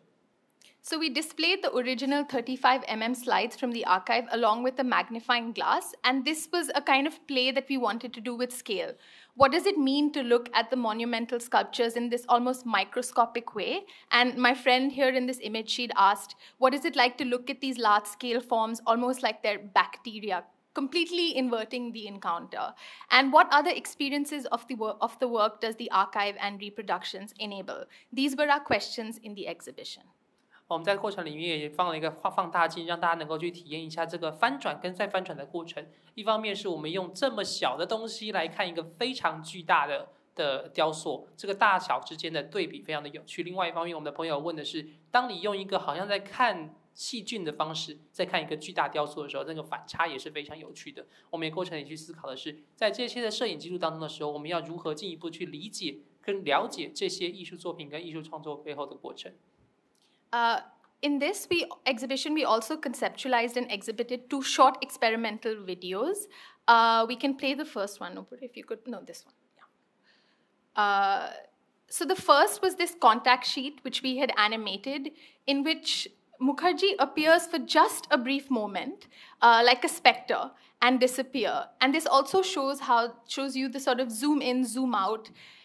Almost, we felt like when we were immersed in the materials that we were haunted by Mukherjee, and we wanted to sort of show that immersion and haunting by the archive. 还有提到这次的展览里面还制作了2个实验性的短的录像。那左边看到这个录像里面，这是我们就是运用那个透明片，让它忽远忽近，忽远忽近。过程里面呢 ，Mukherjee 这位艺术家有1秒钟的时间出现在画面当中，对我们来说就好像是幽灵一样。我们要去呈现的是，我们在这个数位化典藏的过程里面，好像 Mukherjee 一直在我们身边环绕不去，然后我们不断的在透过靠近、拉远的方式，进而去理解他的作品。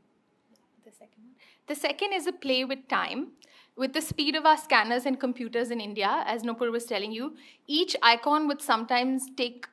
very long, basically, to appear on the screen. And there were multiple angles in which Mukherjee would photograph her work. And this took on another charge when seen from the perspective of an archivist's computer icon. So I sit on the other side as my colleague Pallavi. And sometimes I couldn't believe that each image was taking so long to appear from the scanner. So this was us just putting in little bits of our experience into the exhibition. 那另外一个录像呢，则要去呈现这个时间感。那我们刚才提到，在印度他们的使用这些器材，可能要花很长的时间才能够扫描完一张照片或一张的投影片之后呈现出来。那我坐在这个扫描人员旁边的时候，有时候好像要花这么久的时间，不敢相信要花这么久的时间，才有办法让一个图标或者一个小照片缩图呈现出来。所以我们希望透过这样的方式之后，让各位看到我们在数位化过程里面这些的照片一一浮现，逐渐浮现在眼前的过程。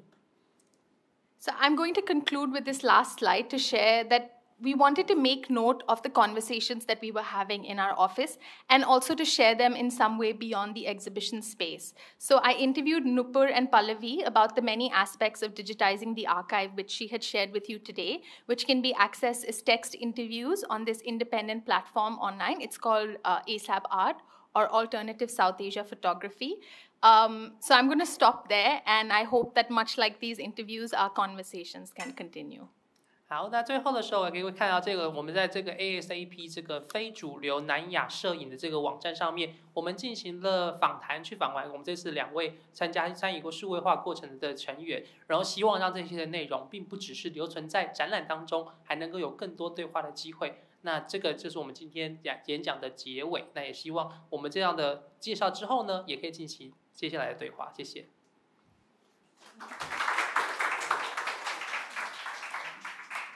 非常谢谢Noopur 跟 Samira 分享。然后在我们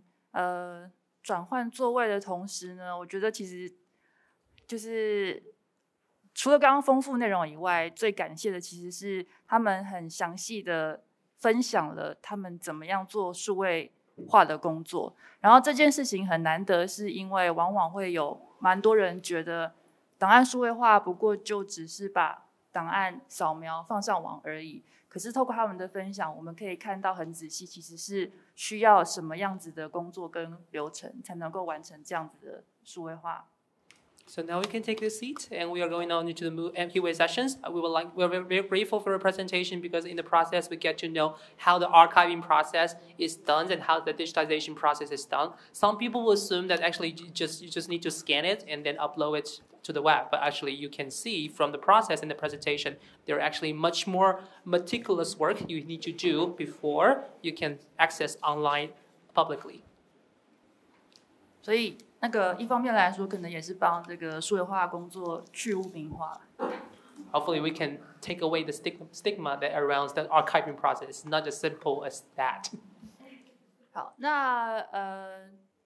一样，其实我一直在应该说从 AAA 他们刚推出这个档案的时候，就已经做过一次分享。那在当时我在看他们分享的时候，其实一方面是非常感动，可以从这样子复杂又漫长的过程之中，看到不仅仅是艺术家个人生涯发展，然后好像也看到了印度整个当代艺术的发展的轨迹。So after you launched this archive in November, actually you have a presentation before. I heard about it before. I was deeply moved by that at the time because it was a very lengthy process to go through the archiving process. However, in the process, we got to see this female artist and how she developed her career, and also in some ways it reflects the contemporary art and modern arts in India, how they develop over time. 那另外一个感想其实就跟我们现在在做档案工作有关，就是我们在穆克吉档案里面可以看到非常多，好像他去外面玩，然后他去哪边照相，他去哪边旅游，这样子的东西往往是不管是我们在做档案的时候，或者是机构艺术家本人在整理档案的时候，很常会忽略的面向，因为我们比较容易把作品最后的成果，比如说展览，比如说在工作室的照片留下来，但我们往往会认为除了那样以外的东西好像是不重要的。In the presentation, I think you also highlighted another point is the travel photos that you have shown us, because normally when we are doing archiving, we mostly focus on those final works, those exhibitions, or those work in progress. We are often overlook of those travel records that seems to like leisure family travel records, but they may be indirectly connected to the works that we see in the end. 那不知道现场有没有人有想要先对两位讲者提出什么样子的问题或者是建议？ Any questions, comments, or feedback from the audience here and on site with us? 好，我有料到这个情况哦，有。Okay, yes, please. Hey, we skip the awkward 30 seconds all the time. Thank you for your presentations, both of you. I've just got a question about the relationship between the archival and the exhibitionary, and the ways in which you use your exhibition to activate the archive by opening up, new entry points, grappling with a tension, as you put it, between the scene and the speculative, the measured and the improvised. And I was intrigued by your reference to the ghost of Mrinalini and the ways in which she continues to assert like a spectral presence in the show. But you also mentioned that her husband annotated some of her works. I was wondering if you could elaborate on that, and because perhaps there are like multiple ghosts in play in the show as well.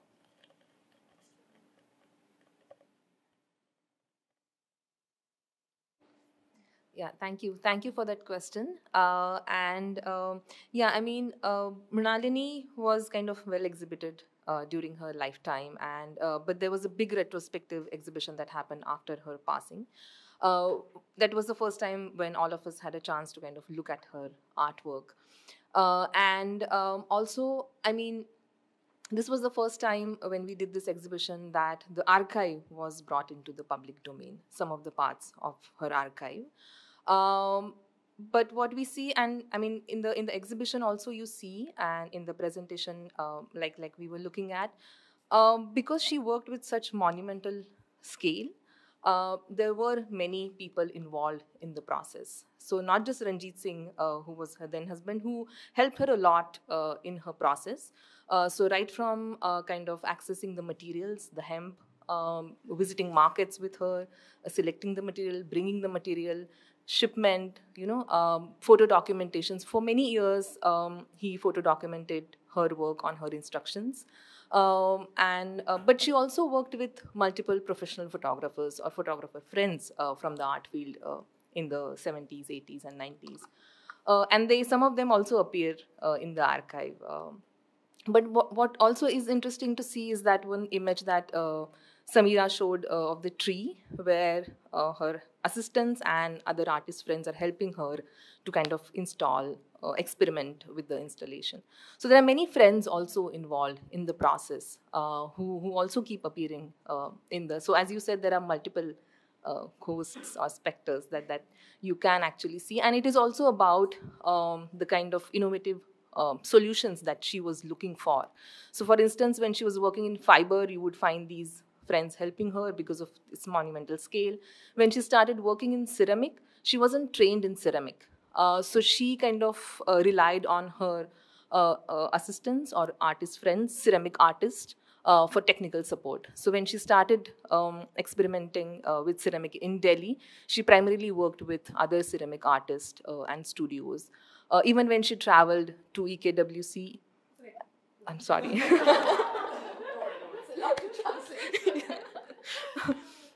Yeah, so even when she traveled to EKWC in Netherlands, she worked with other artists to create these monumental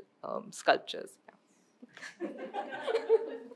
刚才的问题涉及到，比如说我们刚刚在演讲里面提到，他有很多的作品，其实拍摄的过程里面都是他当时的建筑师的丈夫叫做 Rajat Singh 所拍摄的。那其实当然这并不是他的创作，并不是一个独立完成的过程，他的过程里面有很多人的帮忙。我们其实在简报里面也看到很多这些其他人的身影。他的作品其实在过去他生前并没有太多的机会展出，但他过世之后的确有一个大型的回顾展，让大家很多人是第一次看到他的作品。他的作品各位看到他的作品的尺寸都非常大，所以并不太可能一个人完成。我们刚才看到简报里面有提到，看到他的助理爬到树上面帮他试着把它悬吊起来等等。所以除了他的摄影师丈夫他的建筑师丈夫身兼摄影师之外，他也有一些专业的摄影师朋友能够帮助他去进行很多作品的拍摄。另外一方面是他其实是尝试各种不同的媒材跟材质，所以比如说他先生会跟他到市场去一起去买这个麻的材质，然后一起去比如说运送这些作品啊等等，都涉及到很多其他人的帮助，或者是他后来转换到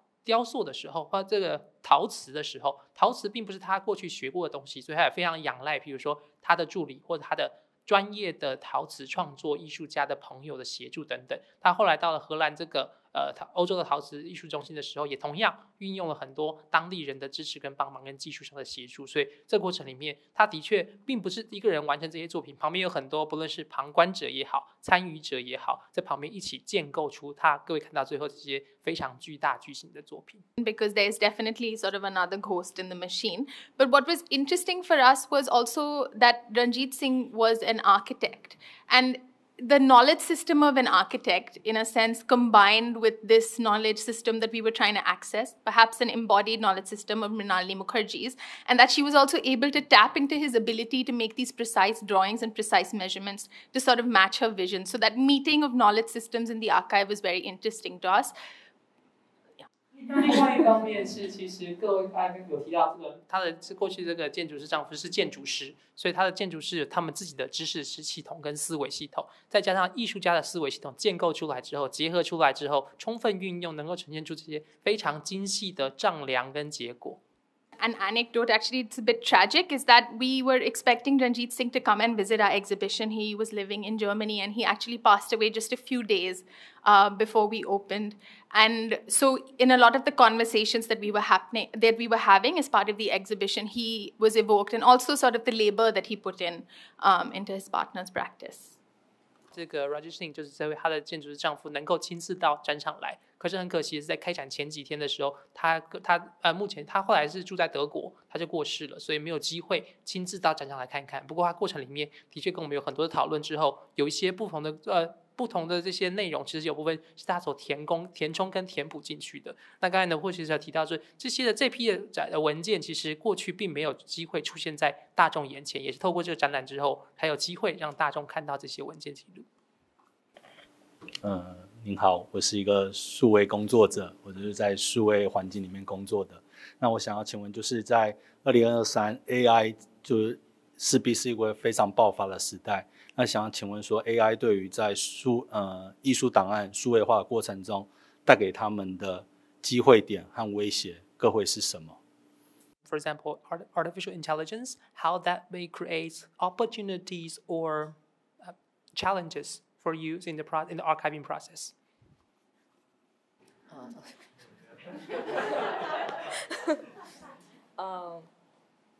Yeah, it's a tough question for me personally, because I am not sure how artificial intelligence works in terms of archiving that we do, but because it is also in a sense for us, it's more kind of human resource oriented and labor intensive process, the way we are kind of working right now with the materials. So like we were talking about the digitization process and uploading and annotating and kind of bringing it into the public domains through our website and online platform. But I think in terms of artificial intelligence, in terms of what it would create avenue for me, I think is the kind of collections that we have is also kind of accessing and kind of making the files more searchable and easily accessible in online platforms. So that is one area that I could think about for now. But maybe, I mean, this is for me to kind of think about more, but my colleagues might want to add something to that. Yeah. 并不是很清楚之后 AI 人工智慧在这个档案数位典藏的过程里面有什么样新的机会跟运用。但各位今天看到我们今天的简报过程里面，其实对我们来说，这个数位典藏跟数位化过程是一个非常劳心劳力的过程，它是一个我们需要亲自一步一步的去慢慢耗时间、费心费力去把它完成。数位扫描拍摄之后，进行注记之后，再放在网络上面供大家阅览跟下载。但未来的话，也许人工智慧可以帮助大家的是，让这些的数位档案更容易被大家搜寻到，更容易大家能够去注记跟整理出来。也许这是我现在可以想到人工智慧未来可能可以发挥的功能跟作为。不过这的确是一个我们身为数位典藏工作者在思考的时候必须要想的问题。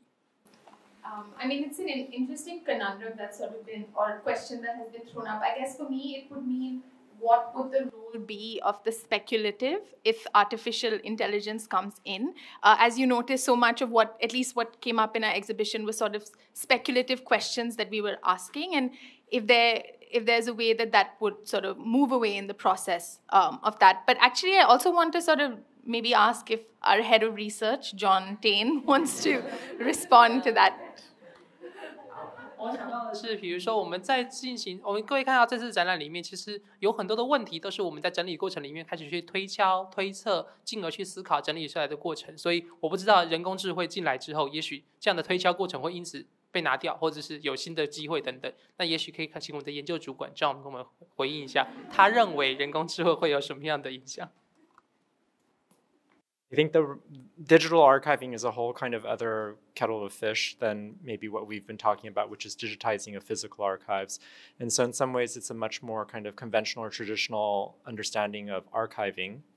And I think that there's various challenges that digital materials and digital archives themselves present. But I think one area of opportunity is expanded searchability, as Noopur was saying. So, I think in the presentation, you made clear that there's a lot of work invested in annotation and tagging of each of the records.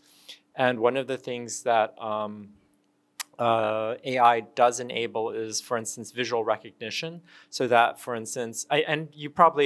think most of us have noticed things like this on our phones, or even, if you're looking for a friend, you don't necessarily tag your friend in each of the photos. Your phone now can show you, show me all the photos of Noopur in my phone, and I can kind of look for that. And so there's increasing technologies that allow for searching. And so this was actually a conversation a few weeks ago that I had with a photographer in India who is talking about her photographic archive and, thinking about searchability. And so, the idea of having the entire photographic output be searchable so that you could look for all the photos of this one person or all the photos of restaurants or all the just like categories that you don't even need to tag, you could just automatically kind of look for, right, through AI. 对，一般人想到这个数位典藏过程的时候，都是想到就是把实体的东西数位化。但是其实刚才简报里面也提到，有很多需要注记啊、标签啊、标记的过程，其实非常的劳心劳力跟漫长。也许人工智慧就像刚才提到的，刚才Noopur提到的，可以帮助大家更容易搜寻。我们现在比如说它有这个视觉辨识的功能，我们在现在的手机里面，你有很多照片，你可以不用去一个个去标签这个朋友是谁，那个朋友是谁，它可以直接告诉你，可以直接帮你整理出来说，你手机里面有这个人的照片有哪一些。所以也许比如说我现在前几个礼拜跟印度的一位摄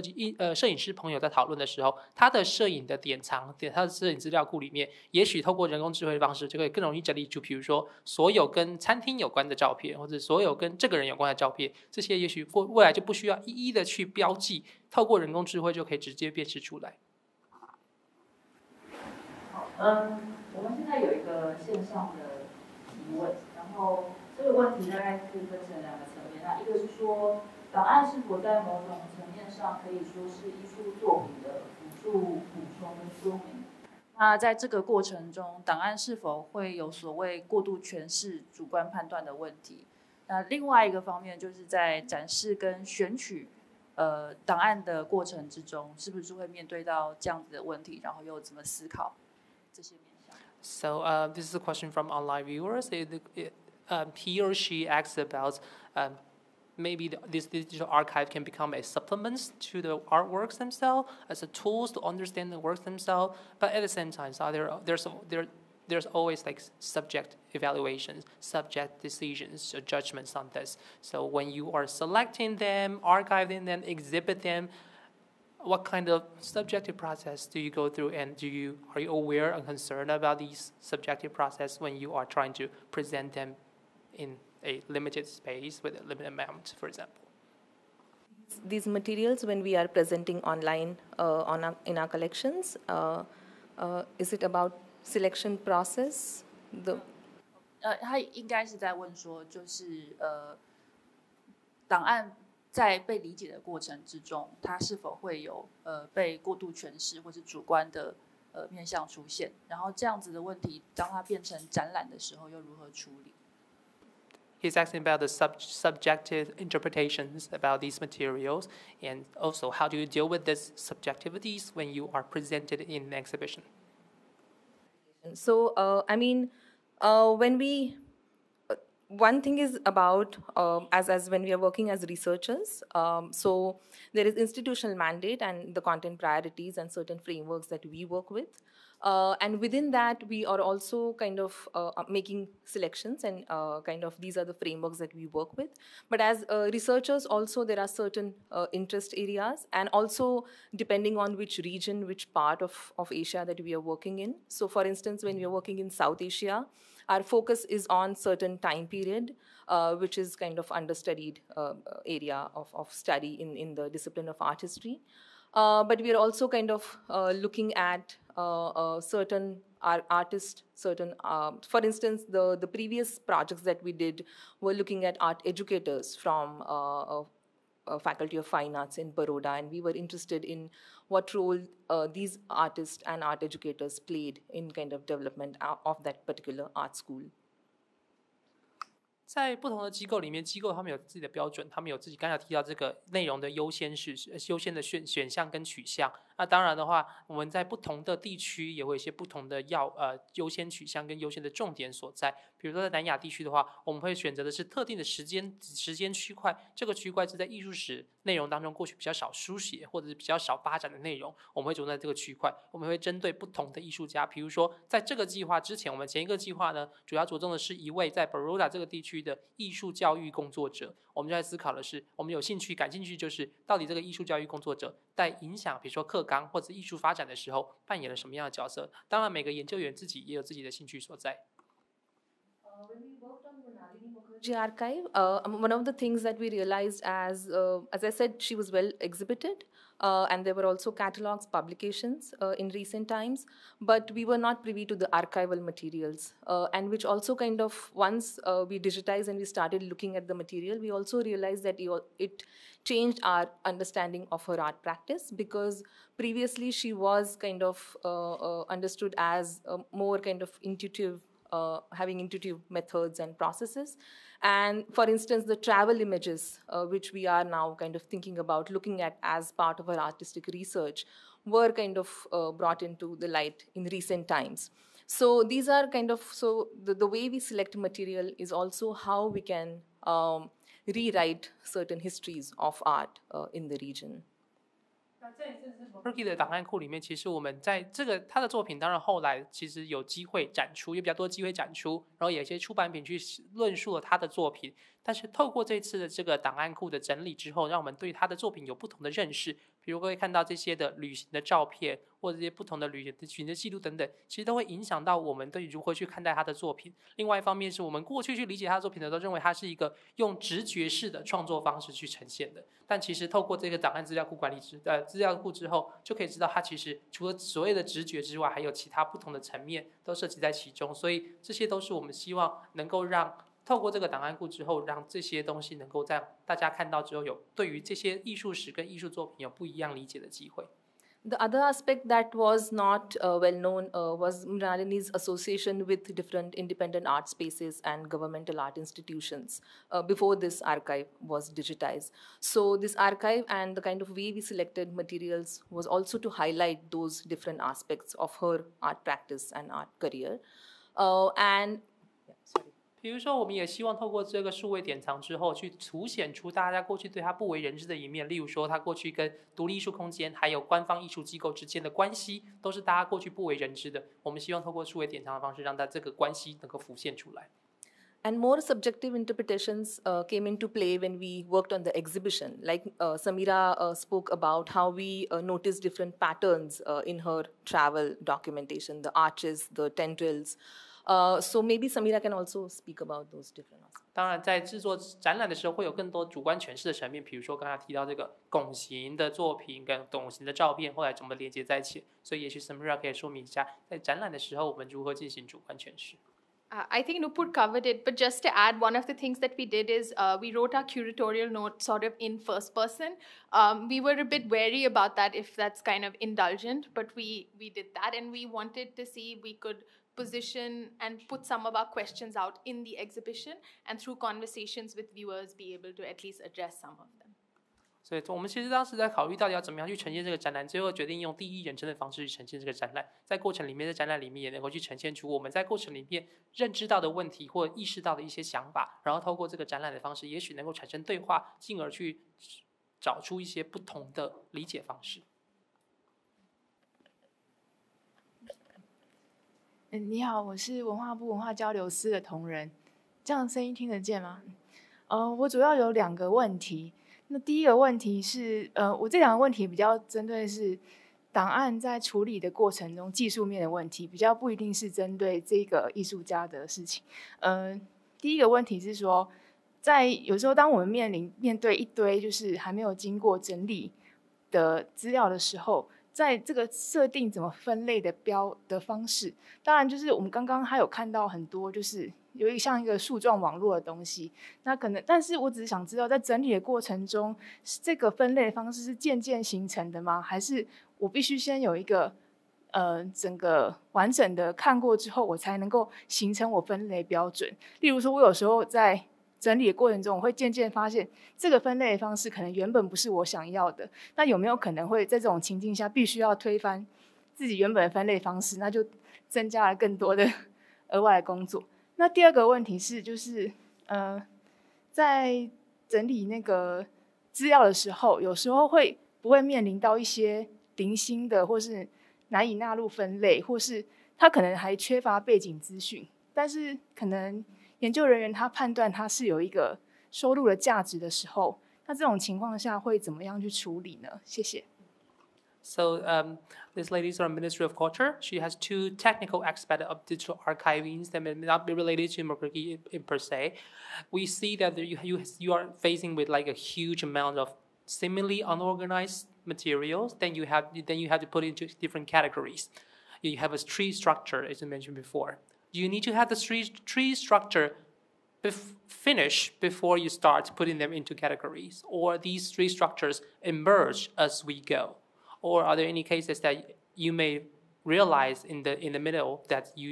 this kind of structure is not sufficient, or this category is not clarified enough that you have to reorganize them again? So how do you go in this structuring process? And the second thing is that when you go through all these materials, there may be cases that you find something, it seems to be out of nowhere, but you think that this is actually something important. You have to include it, but you haven't found the context yet. So in that way, how do you deal with these materials that's seemingly irrelevant to other people, other things, but they're actually maybe something hidden behind?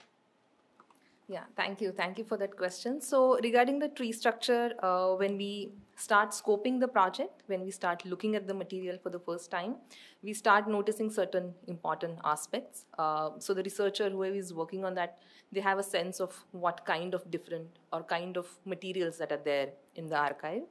But as we go along, when we kind of fine-tune the project and start digitizing, that is the time when also we finalize the tree structure, but this tree structure also kind of take, as you kind of said, time sometimes to finalize, because in the digitization process we also encounter certain different documents, certain different patterns in the archive. For instance, when we were working on the Mrinalini MUKHERJEE archive, as I said, we kind of had sorted some of the documents, the papers related to, so for instance, catalogs, publications, ephemera, reports, but the slides and negatives were not sorted, which we did after the digitization. And then we wanted to highlight certain aspects of her practice, for instance, her art process, her experimentation. So we kind of developed the tree structure based on what we wanted to highlight, but also what we wanted to retain from her archive, like, for instance, the travel documentation. So that is how we developed, but the tree structure is kind of finalized before we start uploading the material onto the backend. So that we have certain kind of frameworks on the backend. We have to create these folders and kind of subfolders before we start uploading the materials.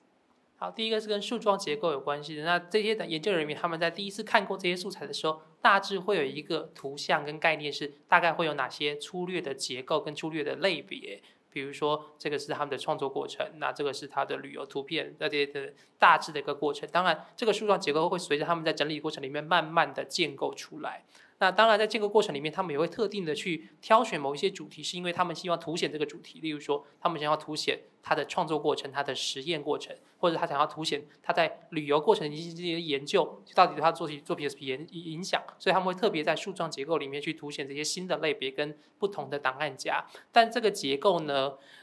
在不断整理过程里面，最后一定会在上传到网站之前的时候拟定。因为他们在上传到网站的时候，他们必须要有确定的档案夹跟子档案夹才能够一一上传，所以这个树状结构中间可以经过修改，但是一定会在上传到网络或后台之前的时候先确定下来。And about the second part of your question, what we do is also have more broader kind of categories for the main folders, and which would have subfolders. So materials which are not directly kind of relevant could also come into these sub or subfolders under the tree structure. So that is how we kind of, but when we make selection, we are also selecting materials which are kind of relevant to a particular aspect of that particular artist archive. 当然，在这个对于你的第二个问题，就是这些看似目前还没有任何连结性的话，我们通常这些在子档案夹底下会有子档案夹，那通常这些东西都会隶属在某一个子档案夹，因为它跟这些东西还会有一些，也许是类型上面的相关性或不同类型的相关性之后，可以做初步的分类。但是基本上我们在挑选的时候，都会挑选到这些作品的这些内容跟素材跟这个艺术家的某一个层面有关联，然后我们才会把它放进在这个文献库当中。Yeah, so for instance, there are materials related to Mrinalini MUKHERJEE, but there are also folders which are not directly related to her practice, but the larger art community that she was part of. So there would be kind of materials related to other exhibitions, other artists that she was looking at, the practices that she was interested in. So she would also, I mean, she was also collecting materials around that. So those would come under that category, which is not directly related to her. 比如说以 MUKHERJEE 的档案库而言的话，当然有很多内容，大部分东西都跟他本人有关系，但是也有一些内容是他看的展览，他关心的对象或他所参与的这个社群，那这些的内容就跟他本人没有直接关联性，那就会放在另外一个档案夹里面。这些是跟他没有直接相关，可是是他关照的对象。Maybe John, you wanted to add something? Yeah.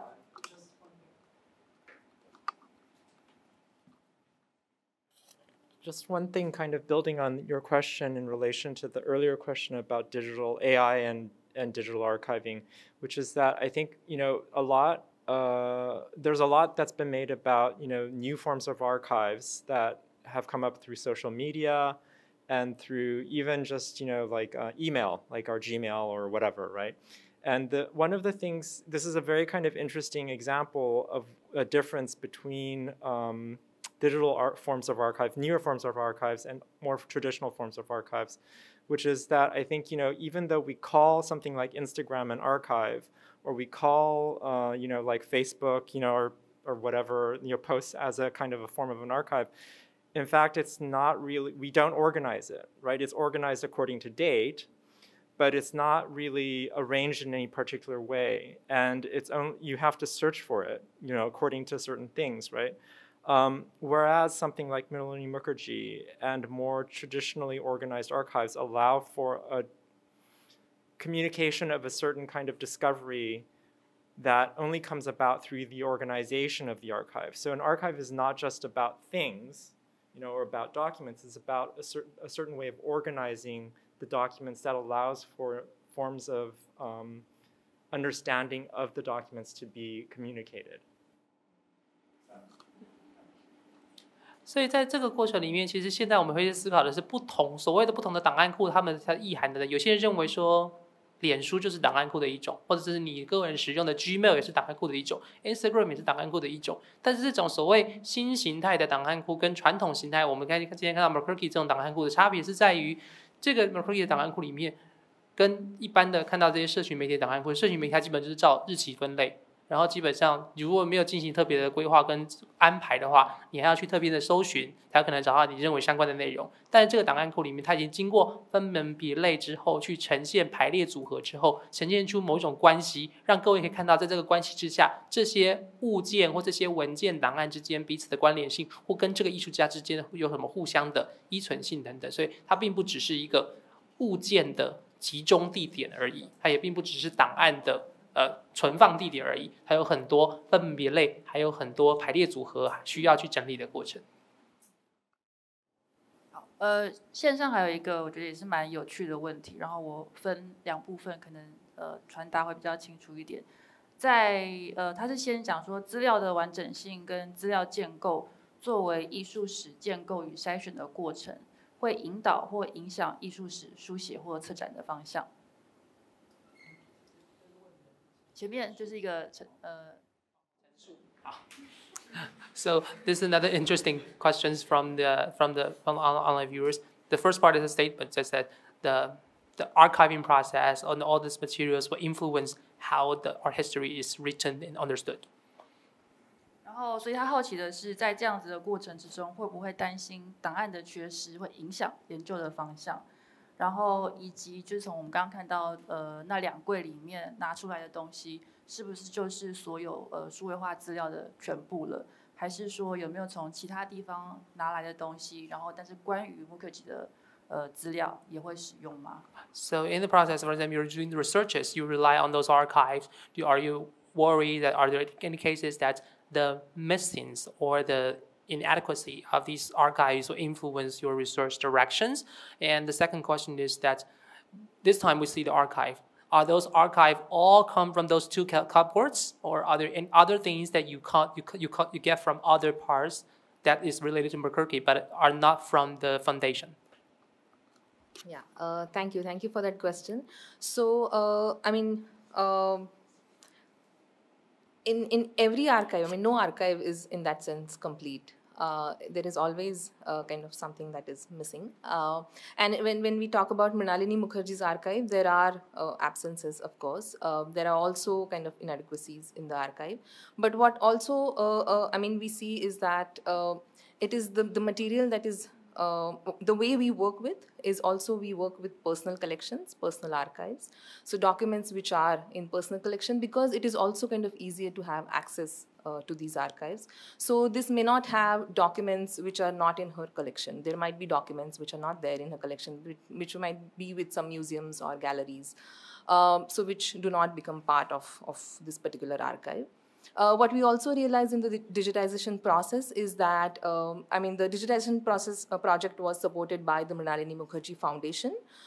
which is based in Delhi. But there are also more materials in their collection, which might become second phase of the archive, because it is also kind of an ongoing process. The way we work with is also there are many archives in Asia Art Archives collections which we have worked in phases. So we phase it out depending on the size and the available resources for each and individual projects. Sorry, I forgot the second part of the question. All the material that we see are all from the cupboards only, or are there anything else? Yeah, so on the website, what you see is that if you type Mrinalini MUKHERJEE, it would show materials from her archive, but also materials which are there in other collections, but which are related to Mrinalini MUKHERJEE. So for instance, our previous projects that we did in India, other artists' archives would also have some of her materials. So for instance, letters that were written by Mrinalini MUKHERJEE to, say, an artist called Ghulam Muhammad Sheikh, which are there in his archive, Ghulam Muhammad Sheikh's archive. Or I showed some of the photographs of Kasauli Art Center, an independent art space, which are part of another collection called Geeta Kapoor and Vivan Sundaram archive, an archive of art critique and artist. And Vivan Sundaram initiated the Kasauli Art Center. So his archive kind of holds documents related to the center and its activities, which have Mrinalini MUKHERJEE's photographs. So what you see is that the way the website also functions, that it connects with other collections as well. To show what would appear. So it is also interesting. So for us also, it sometimes we encounter materials which we haven't come across when we do search materials on our website. 所有档案库当然都并不是完整的，它没有所谓的完整，它一定会有一些缺失跟不足之处。但是我们当然都是依据我们现在现有的素材跟资源之后，去处理我们现在所看到的一些内容跟过程。那我们这一次的这次的档案的数位典藏计划是由 MUKHERJEE 基金会所支持跟赞助的。然后我们主要处理是刚才看到这2个橱柜里面的内容。但是呢，当然 MUKHERJEE 基金会自己里面有一批档案。所以这些档案我们这次并没有处理，那每次我们也要依据不同的资源跟时间去分阶段的处理，所以也许在未来的某些阶段，如果资源继续下去的话，我们会处理到其他不同的档案跟资源。那各位如果现在到了这个 AAA 的网站上面去搜寻 MUKHERJEE 的名字的话，你除了会看到这一次他们所整理的内容之外，也会有在不同的档案库里面跟 MUKHERJEE 有关的这些内容跟素材。比如说我们有之前另外一个计划当中的时候，这位艺评人他曾经跟 MUKHERJEE 有书信往来，那封信在他的档案库里面。但你现在搜寻了 MUKHERJEE 之后，这封信也会出现在搜寻结果里面。但这个并不是我们这次所处理的过程，而是之前所留存下来的过程。或是各位刚才简报里面看到那个独立艺术中心那艺术中心的照片，那个照片是之前另外那个创办人那个艺评人他的档案库里面的内容，那个档案库里面的内容里面就包括了 MUKHERJEE 参与的时候的照片跟影像，所以那也不是我们这一次所涵盖的范围，但是它的确也是跟 MUKHERJEE 有关的内容跟过程，所以的确我们在这个搜寻跟一步步的作业当中的时候，会看到很多新的关联性或新的这些不同的记录出现在不同的地方，但是都跟这位我们今天介绍艺术家 MUKHERJEE 有关系。我自己其实有一点延伸刚刚的问题，想要再问的是，说到档案的挑选，应该是说在这批档案里面有没有东西是他们选择不进行数位化，不放在这次整个 archive 中的？那如果说不是档案部分，就是当档案的挑选涉及到展览的呈现的时候，他们又怎么样选择哪些档案应该要被呈现，哪些档案不用被呈现？ So regarding to the previous questions about selections, in this archive process, in these 2 cupboards, what are the things that you decided to be excluded from the digital process this time? And also, when you are making exhibitions, what are the things that you decided to put on site for other people, and what are not put into on site for people? Okay, so just to respond to your first question, so the archive had a lot of documents related to sales, sale of her artworks, her contracts with art galleries, which we do not include. There are also documents, like photographs especially from early years, like her family photographs, because both her parents were artists. So there were also photographs from her earlier period, from her childhood days, which also are family photographs, which we decided not to include because they were not directly kind of connected with the art historical framework that we were working with. We decided to include few photographs where she is with her parents, but rest of the photographs we decided to exclude from the collection.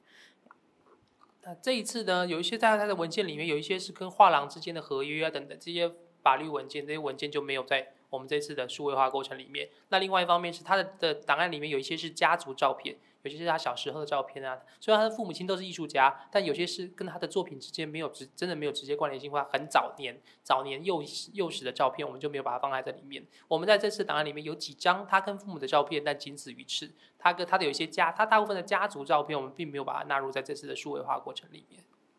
Yeah, another aspect is like we were talking about the access and photo documentation of our artwork. So there were thousands of slides and we digitized everything, but we selected a few to give a sense of the access in the archive, but also to make clear-cut selection for viewers to access the artwork documentation easily.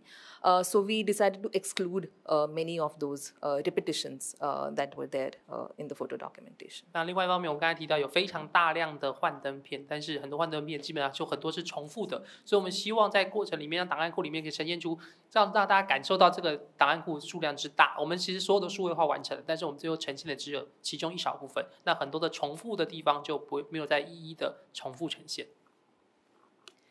So as you can see, even the digital archive, there's a considerable process of selection that goes into what's uploaded online. But the materials are there, and therefore viewers, when they access the digital archives, they can make their own connections if they'd like, but the materials are directly there. However, in the exhibition, it was, in a sense, a highly selective process where we wanted to present one conundrum that we had, as I was sharing, between the improvised and the measured, and for that to be an entry point into the general digital archive, because actually the digital archive itself can be kind of overwhelming. I spend hours sometimes in one album, and I think what the exhibition does is it provides us a way of saying that here there are narratives in the archive that you're seeing, and there are narratives that you can find if you look for it, and here's one narrative we present to you.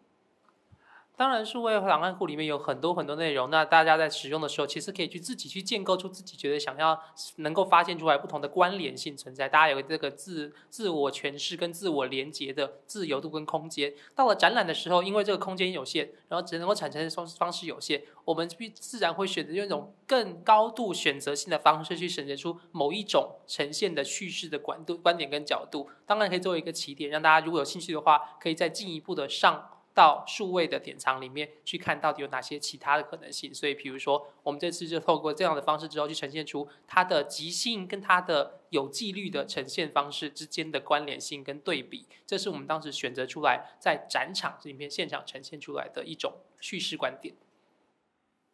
非常谢谢两位讲者。那如果现场没有其他问还有我们最后一题。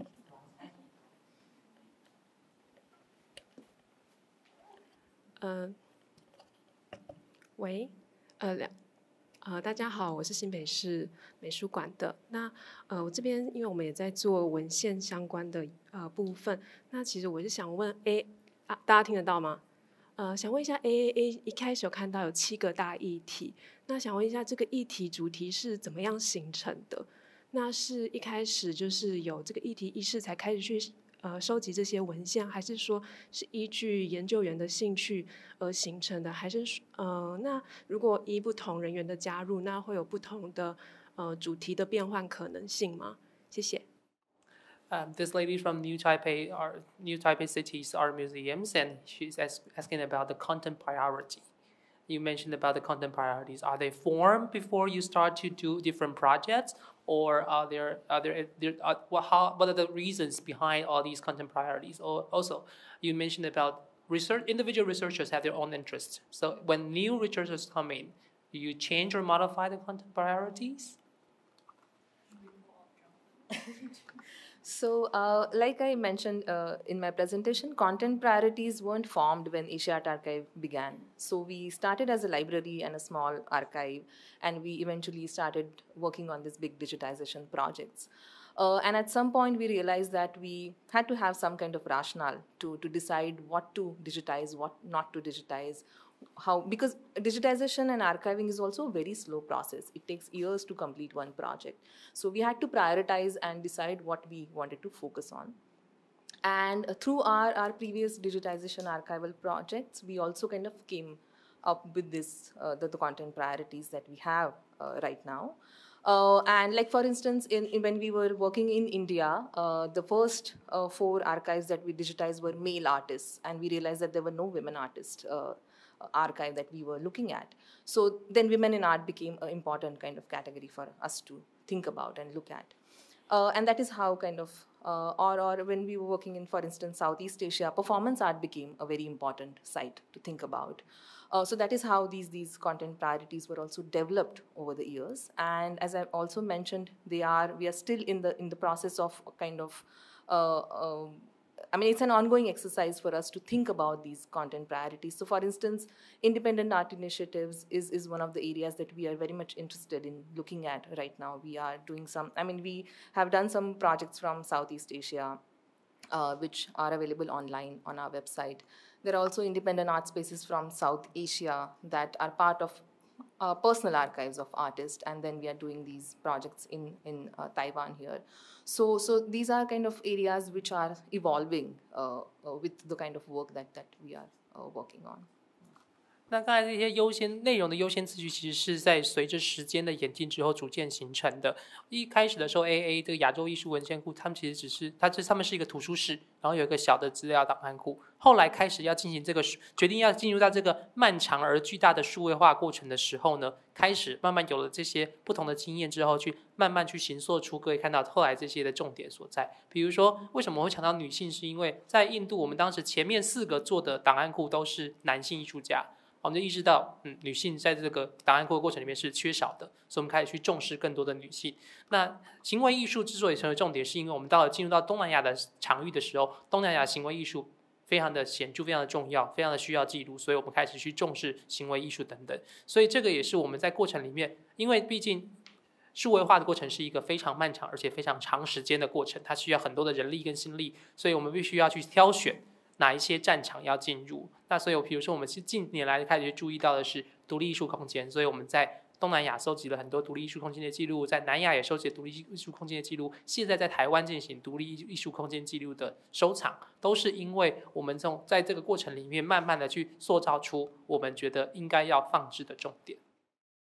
今天时间的确是稍微晚了一些，但是非常非常谢谢大家今天特地来参加这场讲座。然后顺便工商一下，明天他们2位在世盟那里应该是在 DAC 还有讲座，然后大家可以